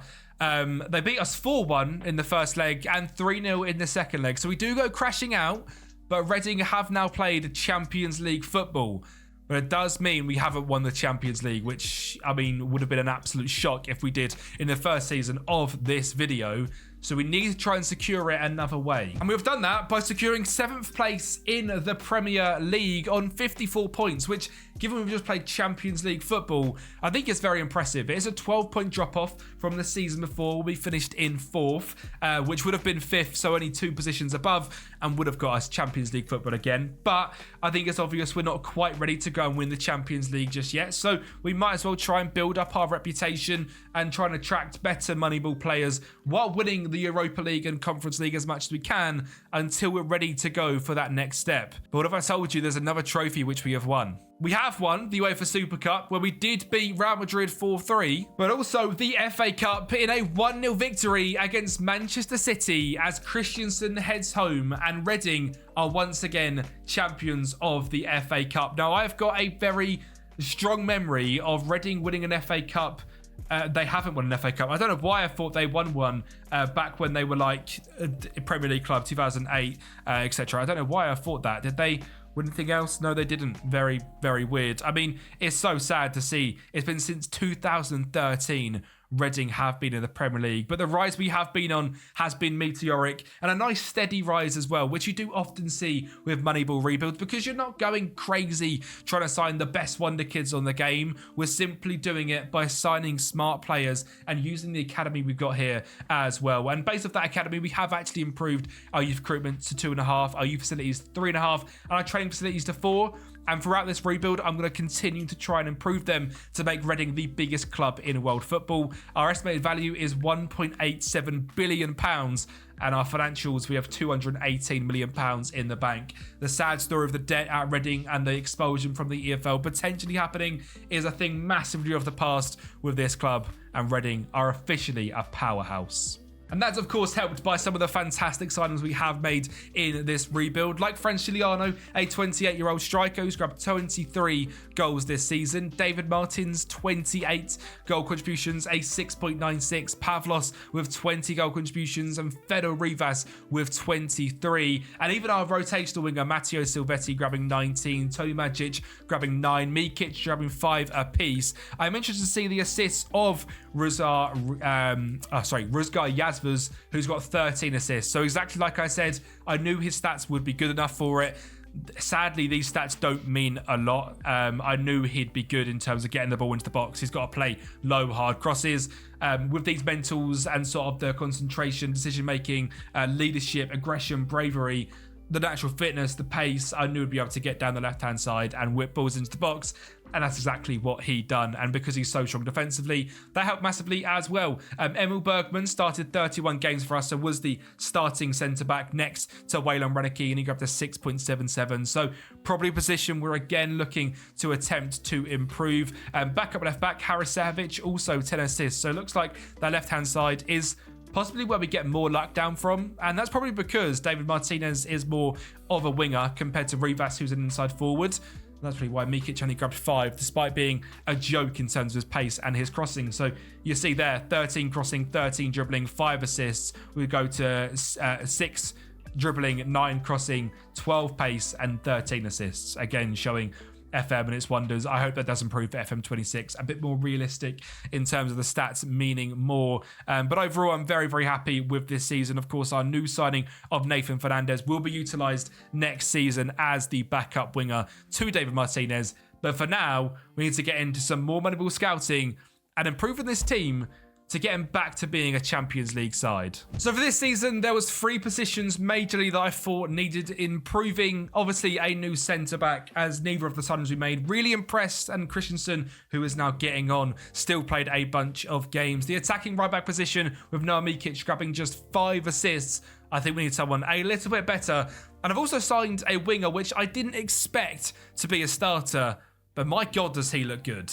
And his name is Luca Andrade. He is a 26-year-old right or left winger or striker who has just grabbed 24 games and a 7.42 average rating for Boca in Argentina. Now, his attacking stats are fantastic, but it is his wing stats, which are very similar to the likes of David Martinez, 99th percentile in dribbles made per game, and is also a great high presser as well. Ranks in the 98th percentile for wingers, and I think that's something we're really looking for in our wing positions, and I think he's going to be brilliant. I mean, his stats on FM are outrageous. He also has 16 finishing, which is comparable to the likes of Rivas. Great speed, good determination, and is a real player as well. Someone that I've never heard of in real life, but has progressed into a superstar in a nice steady progression, 6.92. And then, to be fair, has gone mental from there. In the last 2 seasons, a 7.53, a 7.6, and a release clause of just 6.25 million means he has moved to Reading, and I genuinely think he could be a game breaker for us. And I say that exact same thing as well for our brand new right back, John Mostrup, because he is just 18 years of age and has only ever played 11 games professionally, but has grabbed a 7.27 average rating and is an unbelievable attacking wing back. 98th percentile in clearances and blocks, so could also do it defensively, but pass completion, progressive passes and progressive passes completed both rank in the top 10 percentile. Is doing really well in terms of his minutes and distance covered. He is a ball playing, he is a winger, and he's also a deep flying playmaker. And he's just 18 years of age, being 6'1". And we look at his stats on FM. I think he's going to be stupidly good. 17 acceleration, 15 pace, great teamwork, 18. And his stats are this good. Signed from FC Nordjylland for £9 million. So quite an expensive signing. But I really do believe he could be potentially the best right back in the world in 2 or 3 seasons. And that's exactly what we're looking to try and sign here in this Reading rebuild. And finally, for the centre-back, I brought in Alan Maturo, a 28-year-old centre-back on a free agent contract. Incredible defensively, great progressive passing, a reader of the game, a ball-playing defender, an aerial threat attacker if needs be, 6'3", and on FM, he is fantastic. Really well-rounded pace, really good mentals, really good technicals, highly consistent, only £48,000 a week, a value of up to £50 million because he has just spent the last 10 years playing 323 games for Genoa and this season grabbing a 7.06 average rating and seems to have really progressed into his centre-back now, a Uruguayan international, and I think he is now the centre-back we need to partner Waylon Reneke. And I think the team has stepped up quite massively. That new centre-back was hugely needed. A really strong winger is great. And Mostrup at right wing back, also fantastic. I do think in the next year or two, we're going to have to replace Franciliano. I wanted to try and get this guy to be our Champions League winning striker. After grabbing 52 goals in like 125 games, I thought it was going to be possible. But I mean, to be fair to him, he's grabbed 10 plus goals in every single season, which is really good.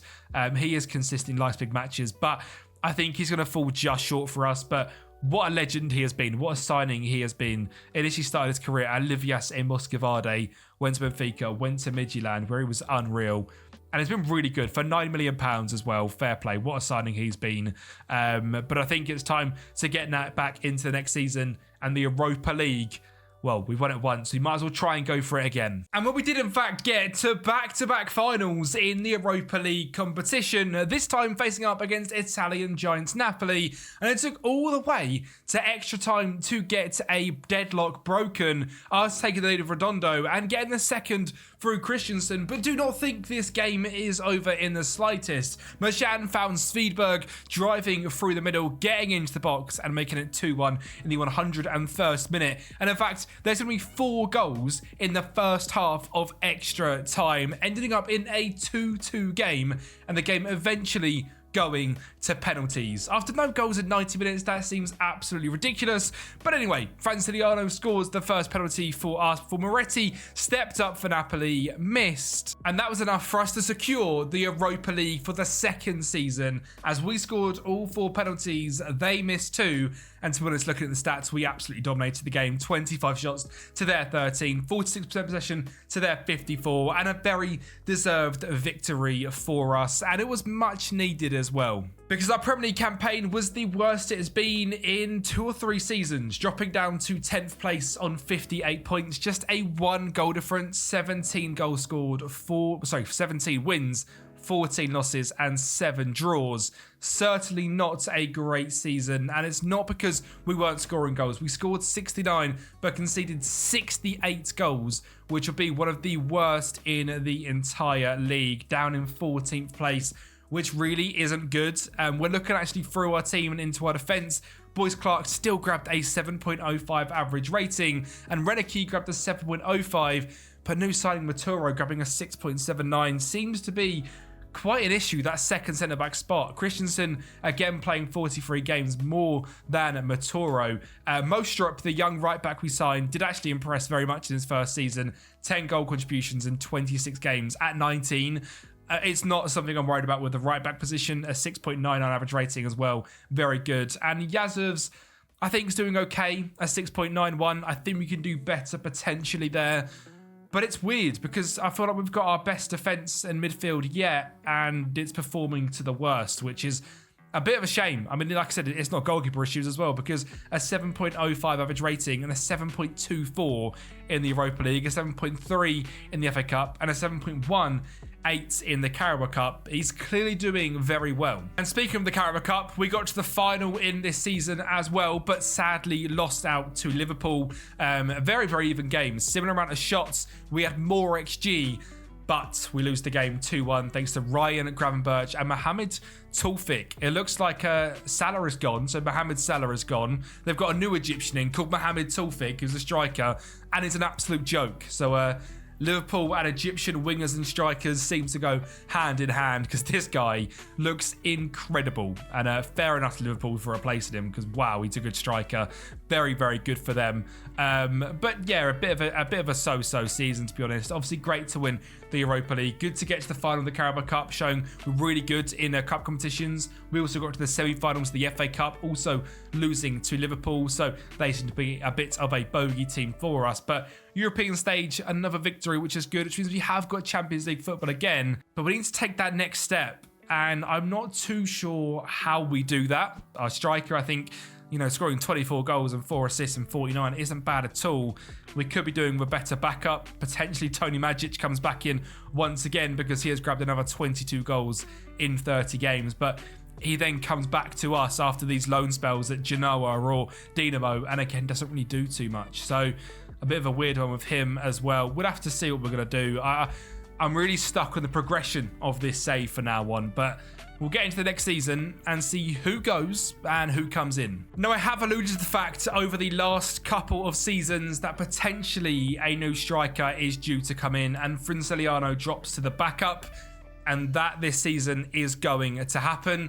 I've also potentially looked at getting a brand new defensive midfielder, and I'll show you exactly why in just a second. The left-back position, I think we can do better in, and of course, another season of trying to get centre-back to partner Waylon Reneke. And the reason we need a brand new DM is because our star wonder kid, Nikola Stojdanovic, has left us to join Bayern Munich. And I said when I signed him for £1.7 million, this guy could go on to be an absolute world beater. £57 million sale to Bayern Munich. It is the perfect Moneyball signing.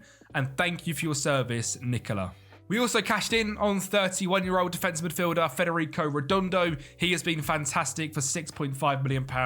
Five great seasons out of him and making 4x our actual value, which is great. So a good signing and a good sale in Redondo. And the other big sale is Tony Majic, leaving for £9 million.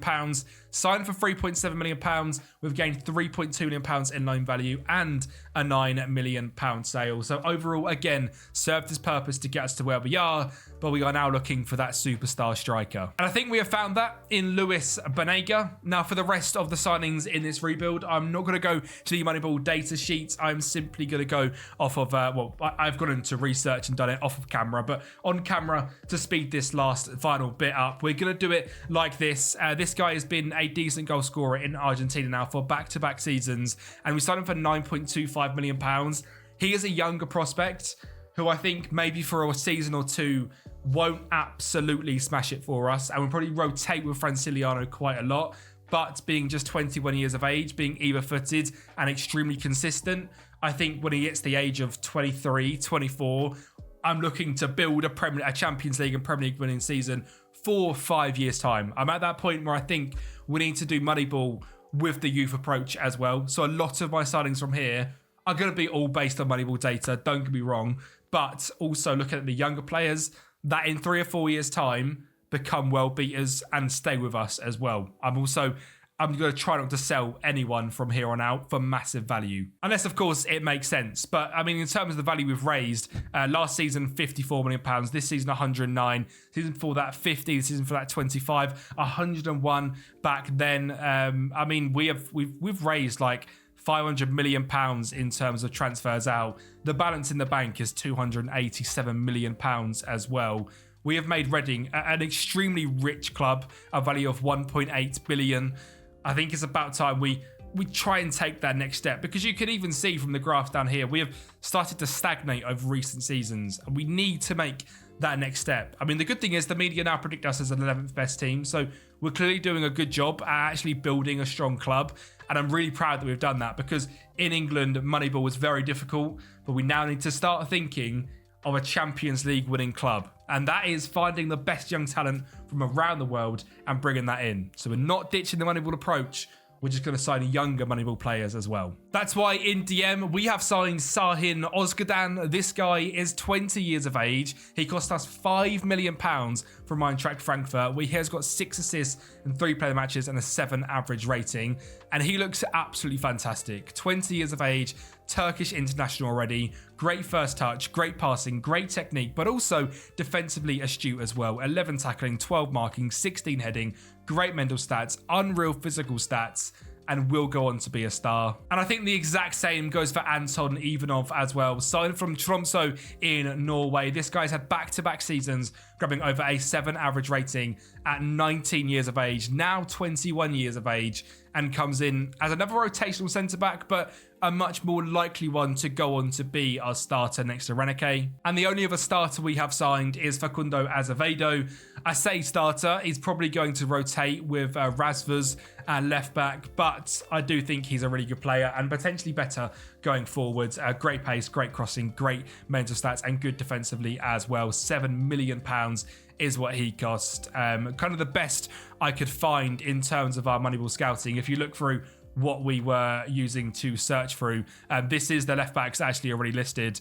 You can see I don't scout everyone. I very much go off of the average ratings, and I go through their stats and stuff on the player searches as well.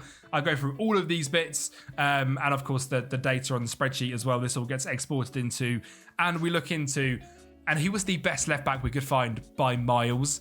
So the left-back market is really struggling at the moment. But that is our starting team with Mostrip and Azevedo as them wing-backs. Renike, Ivanov, Boyce Clark as the other three in defence. Sahin Stejanovic in DM. Martinez, Rivas, Kanakudis and Banega now leading the line. There is a couple of other signings that have been brought in. Young Spanish midfielder Francisco Dallascoli from Colon in Argentina. Looks really good.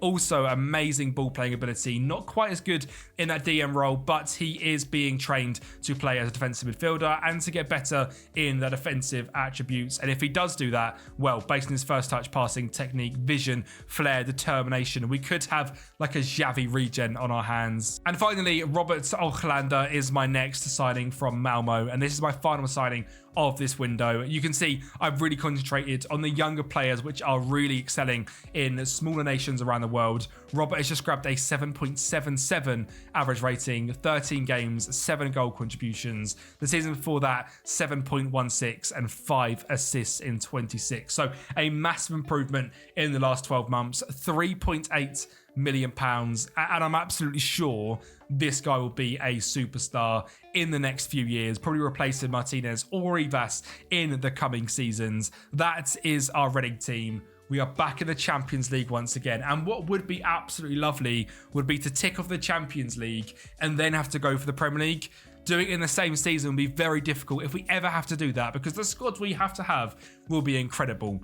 But a random one-off Champions League win would be incredible, and let's try and make it this year. We've certainly had our best league phase performance in the Champions League as we finish in the top 8 in 7th place.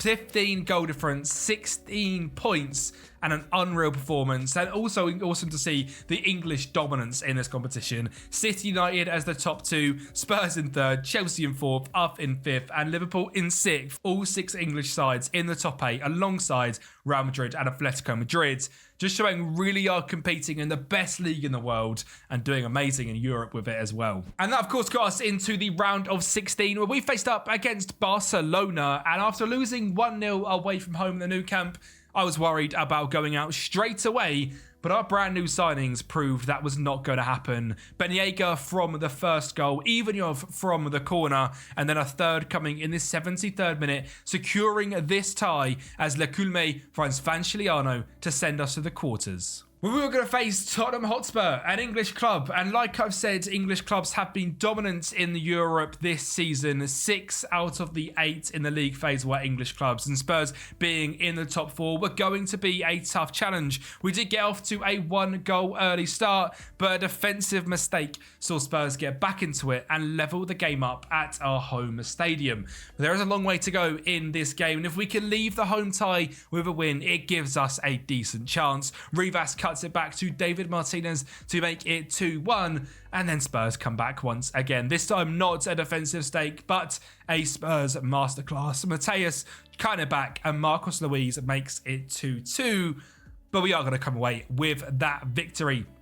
Andrade down the right-hand side, beats his man with pure pace, cuts it back in, Stejanovic takes a touch and blasts it into the top corner. So, we are ahead against Spurs, and the next step is to try and not lose away from home.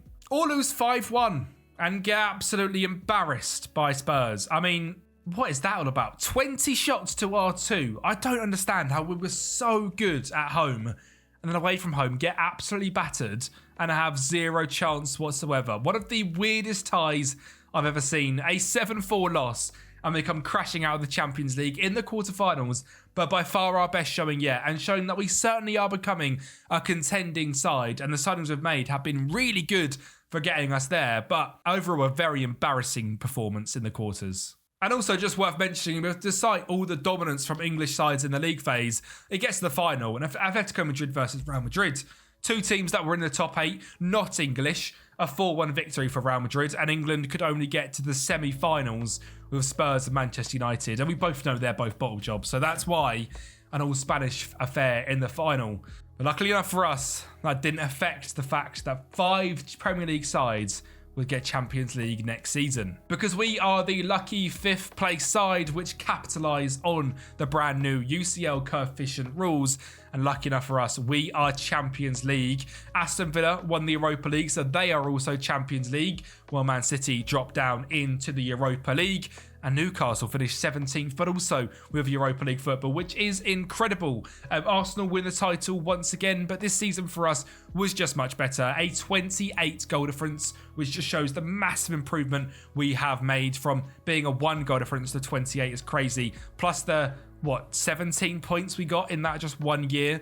Goal scoring wise, we did score 71, but goals conceded as well, we really improved. 25 goals less conceded this season, 43 overall, and it's got to be said, a massive dub for the defence this season. Now, weirdly enough, the average ratings don't exactly show that. Azevedo didn't hardly play. It was Yavas who did grab 9 assists and a 7.01. Ivanov, the brand new centre-back, also a 7 average rating, so our new signings doing bits. Renike a 6.92, Mostrup a 6.91, and Kanaya a 6.92. They're not bad average ratings at all, but they're not absolutely world-beating, that's for sure. Christensen did, I suppose, grab a 7.06 and was fantastic, and has been an amazing signing for us. To come from Udinese for £5 million and be this consistent over 7 seasons now is brilliant, and it's someone I'm certainly going to look to for future rebuilds as well. He could also be unreal from corners, so if you guys are doing a save, look out for Thomas Christensen. Our brand new signing, Luis Benega, was brilliant. 23 goals in 51 games. Very impressed by him. David Martinez slowly dropped off, now just 22, I say just, but 22 goal contributions, but only 6 goals, and Rivas with 23 goal contributions and 9 goals. Again, once showing our winger on the right-hand side and our inside forward on the left-hand side. Kaludius with 8 goals, 9 assists. I think, again, is someone that certainly needs to improve a little bit over the next couple of seasons to really stack a claim for that spot. Sahin, the DM, unbelievable signing. 6.85, now a 4-star player. 13 goal contributions from DM, and Stejpanovic with 10 as well. On the bench, Franciliano, 8 goals and 8 starts, but 18 off the bench, now does want to leave the club, which is a bit sad after, again, 6 seasons of being our starting striker. Has now reached the point where he's got to move on. And for the rest of players on the bench, I know I've sort of said we're not going to make any big sales, but I do think there's space for this team to get a little bit younger and move on to players for a lot of profit. Alan Matoro, 25 games, now worth £38 million for a free agent signing. We'd be stupid not to sell him. Pasania, I think, was someone that will go over the next year or two with that sort of value, being 30 as well. Luca Andrade, 28, is doing well, but isn't ahead of either or two of our wingers with that sort of value, especially that we know we can go out there and sign a Robert Olahander for £3.8 million, who's not angry at only starting 1 game but being a bench player, but worth £41 million. I think we can go out there and sign a good young couple of players in the midfield and the wing positions, always still using Moneyball, don't worry, but to just make a little bit more use of this side and get better over the coming years. I will say I'm going to keep the experience here. Kanaya will certainly stay. He is club captain at this point after 446 games for the club, which is awesome to see. I actually want to check, is he listed as like a legend or anything yet? I think he certainly should be. If we go to history. Oh, on the right hand side there, he is listed as a legend, which is awesome because he has to be a legend. We are an icon, and that is it in terms of players we can even click on. No one else into the team just yet. You will see the facilities are going up. Training facilities now 4.5 star. Reputation also 4.5 star, and the value now £2 billion. Reading, we are a huge club, which of course comes with some huge sales as well. So Kalpasanya has left for £20 million, a very good signing of just 5.75 million. Moving on at 30 years of age is a great piece of business. He probably could have got on for another 2 or 3 seasons with his natural fitness, but I think it's worth extracting the value out of him. The exact same goes for Luca Andrade as well. A signing we made for 6.25 million, was good for 2 seasons, but then sold for £49 million. That's just unreal business from us. I'm so happy with that. Emil Bergman leaves the club for 18.25. We scouted him from Denmark. He was good for a couple of seasons and now goes to Wolves on a permanent basis. I have moved on from Facundo Azevedo after just 1 season. He was absolutely shocking in that first year. Sold him for a 250k loss. Again, with Moneyball, you've got to sometimes do that. Notice when a signing doesn't work and send him back to where you got him from, or just attempt to sell him for the same value. And that's what we've done here. And we also say goodbye on loan to Franciliano. He is off to Valencia. They have given us £4.5 million, which is a lot for a loan fee, covering almost half of what we brought him for. Even if at that point he leaves on a free contract, to have him for all of these seasons and extract £4.5 million in loan value for a 31-year-old striker, I think we've done very, very well. But it's now time to replace them players. And the first person I'm going to replace is Franciliano. It is with a striker, Fernando Garridos. Now, I think we have found the next Chicharito. This guy has got 30 games, a 7.04, and looks like a fantastic bench player, a backup attacking striker with pure pace, great finishing, great determination, great leadership, great bravery, and extreme consistency. At 19 years of age, is the Mexican number 9. I think is a fantastic deal.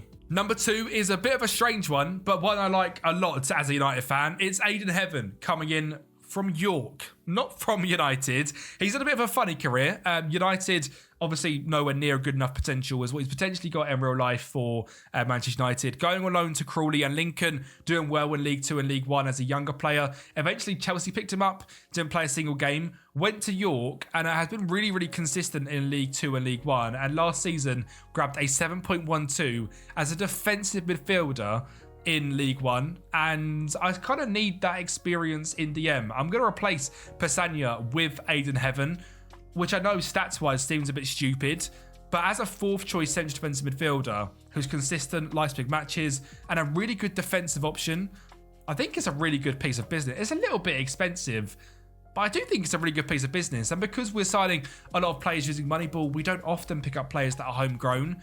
Aiden Heaven is homegrown and ticks off a really good box for us. Moving on to the centre-back, we've signed to be another rotation and replace the other centre-back, Bergman, that's just left, is Lucas Cardozo coming in from River Plate. He's played 22 games for them, £6.25 million, good defensive stats, good physicals and good mentals. Julian Schmidt is the left-back. I have gone with another rotational guy with Razvas. I'm not sure what's happened to left-backs in the modern game.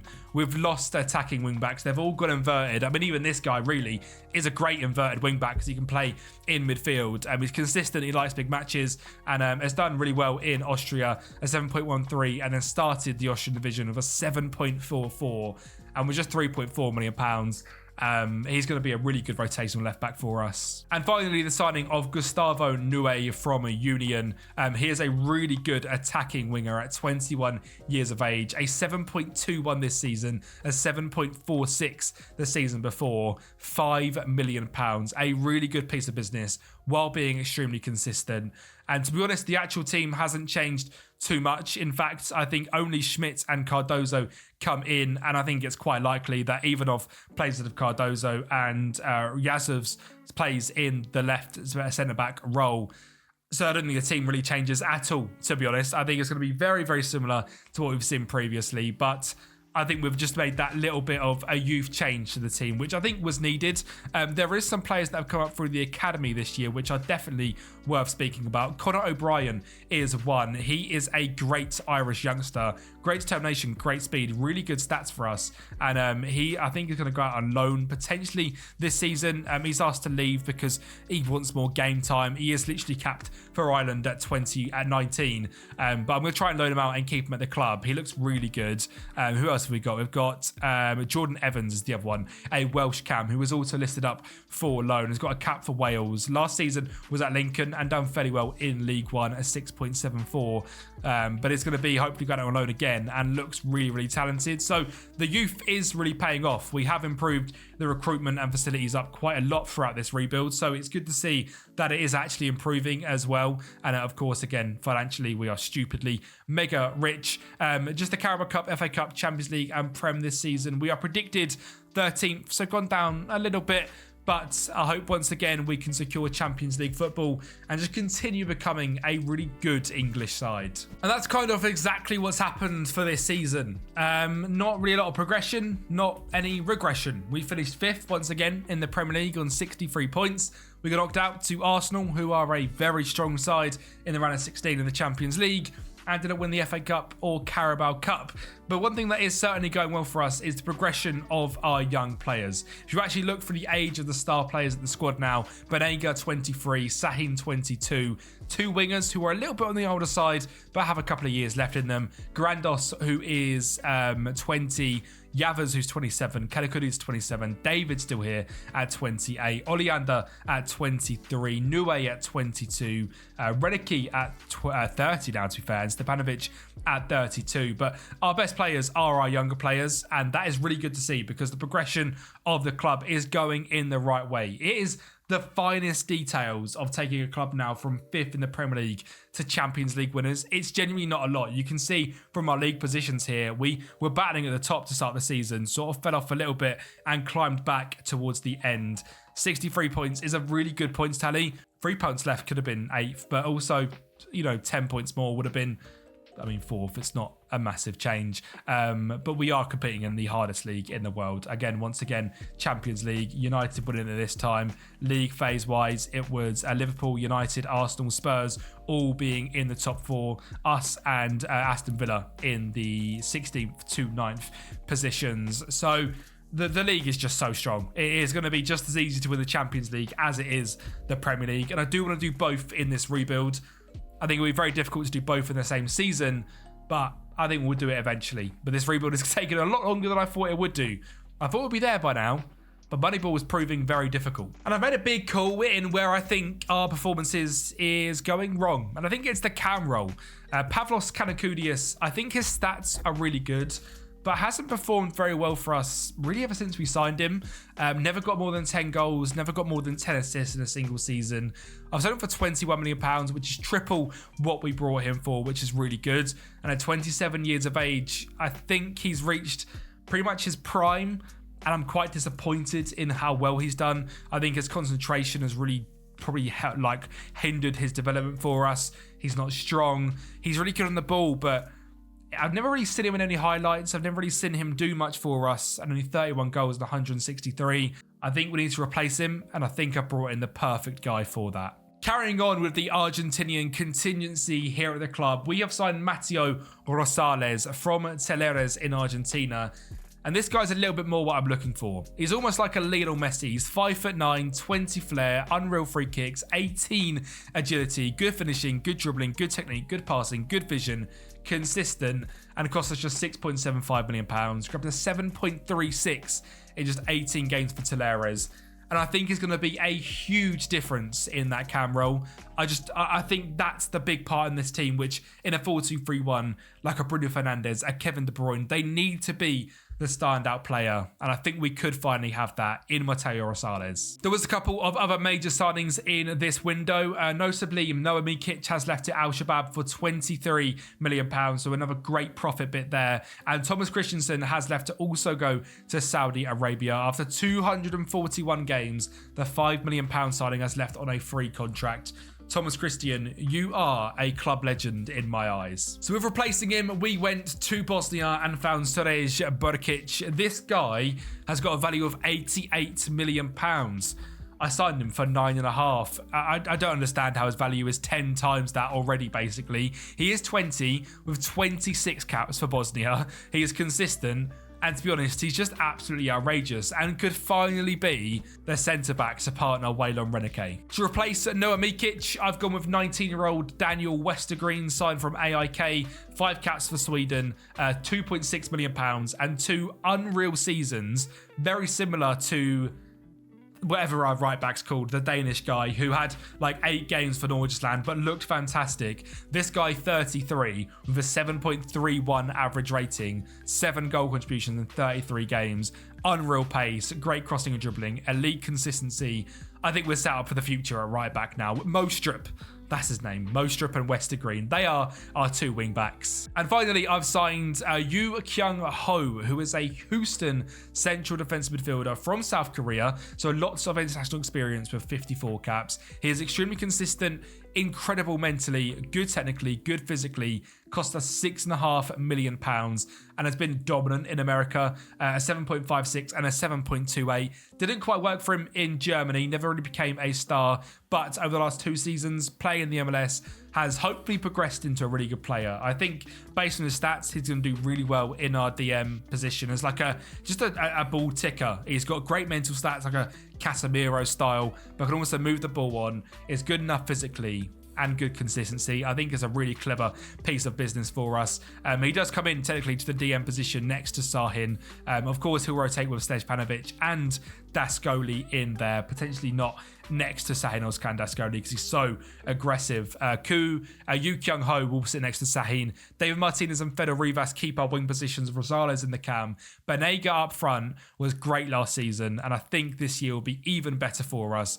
Ruzgar, Mostrup, Cardozo, Burkic and Boyce Clark. Again, I think Waylon Reneke will start lots of games next to Burkic. And of course, our legendary club player and our absolute star of the rebuild, Kanaya Boyce Clark, still in goal despite dropping to 2.5 star. I'm not giving up on the Kanaya Boys Champions League dreams.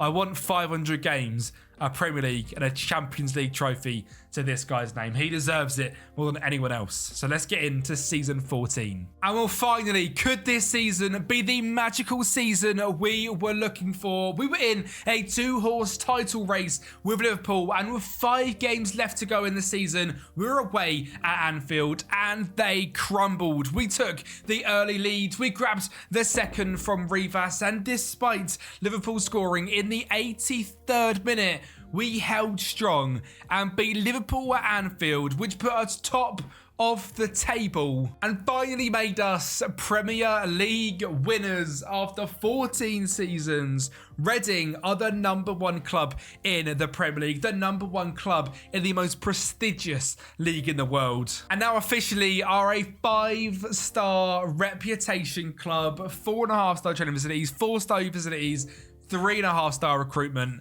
And what a team we have built. This is your Reading Premier League champions. And what did I say about that central attacking midfielder spot? I knew we needed a bit of magic in there. And Mateo Rosales, despite being a 3-star leading championship level cam, his stats stood out to me. His XG stats, his data stats through Moneyball stood out to me.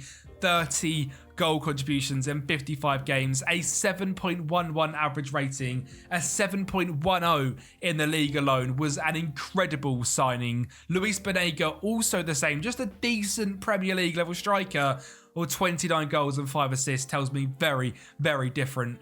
And the legend that is Kanaya Boyce, a 7.08, just 41 goals conceded in 35 Premier League games. At 34 years of age, has 719 caps for Reading, 100 caps for Jamaica.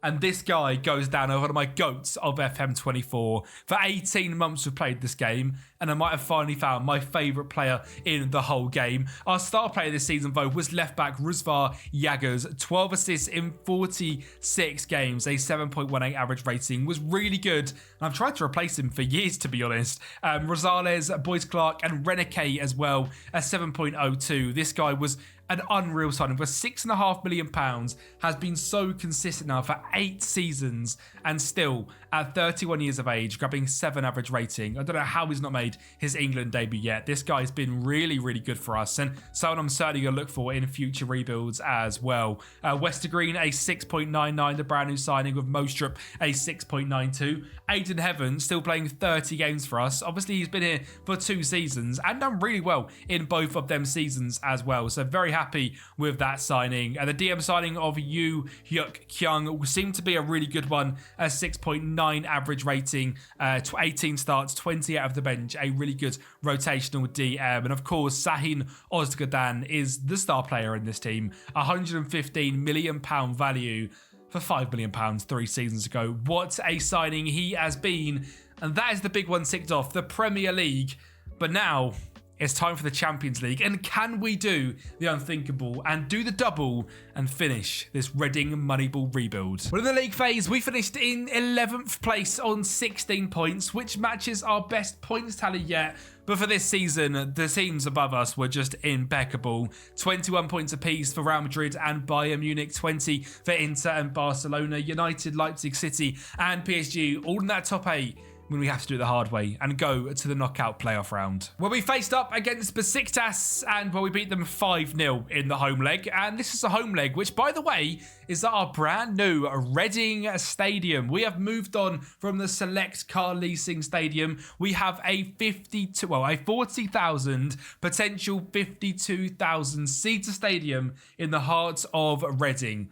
What an absolute dub that is to have a new stadium for this great club as well. I mean, throughout this rebuild, we have touched on the financial side of Reading and the heartbreak the club is going through in real life. But here on FM, now a £400 million value, no debt on the club whatsoever, a 5-star reputation. This really has been our best ever lower club in England rebuild, to the point where we now basically have built the best club in the world. So to top that off, we need a Champions League as well. And we stormed through the round of 16, beating RB Leipzig. And the quarterfinals by beating Barcelona on penalties. If you're going to win a Champions League, you need to be doing this sort of bits. And beating one of the biggest clubs in the world on penalties. And that is exactly what we've done here against Barca. In the semi-finals, it was just one goal across the two legs in a game against Manchester City and who else but Banega in the middle to make us a 1-0 lead. This was the first leg at the brand new Reading Stadium. We had 13 shots, City had 0.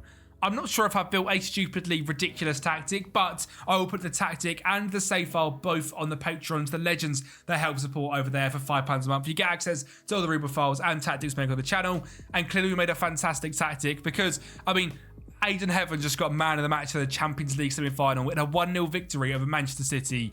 We must be doing something right tactically. And we cap it off by, in the final, facing up against Bayern Munich, and Ruzgar going down the left-hand side finds Grandos, the Mexican striker we signed this season, to put it into the back of the net, and Mateo Rosales to grab a second, driving down the left-hand side, eventually finds the ball into the box for David Martinez, a signing from about 10 seasons ago, putting it into the back of the net for a 2-0 victory in Lisbon, away from home against Bayern Munich. I say away from home, in the Champions League final. And Reading are now Champions League winners, Premier League winners, and the Moneyball Reading rebuild is over. It has been a fantastic story, a story of a real rise from the real bottom where Reading are currently in real life to being the biggest club in the world. Champions League winners, Premier League winners, 5-star reputation, a value of 2 billion, all while using the Moneyball method. You can see not a single player signed over £10 million. Every single signing used the data spreadsheets on Moneyball. Lots of money raised through outgoings and players reached their max value. And this has been one of the most fun rebuilds we have ever done. If you want to see more rebuilds like this, make sure you subscribe to the channel, like the video, and I'll speak to you guys next time.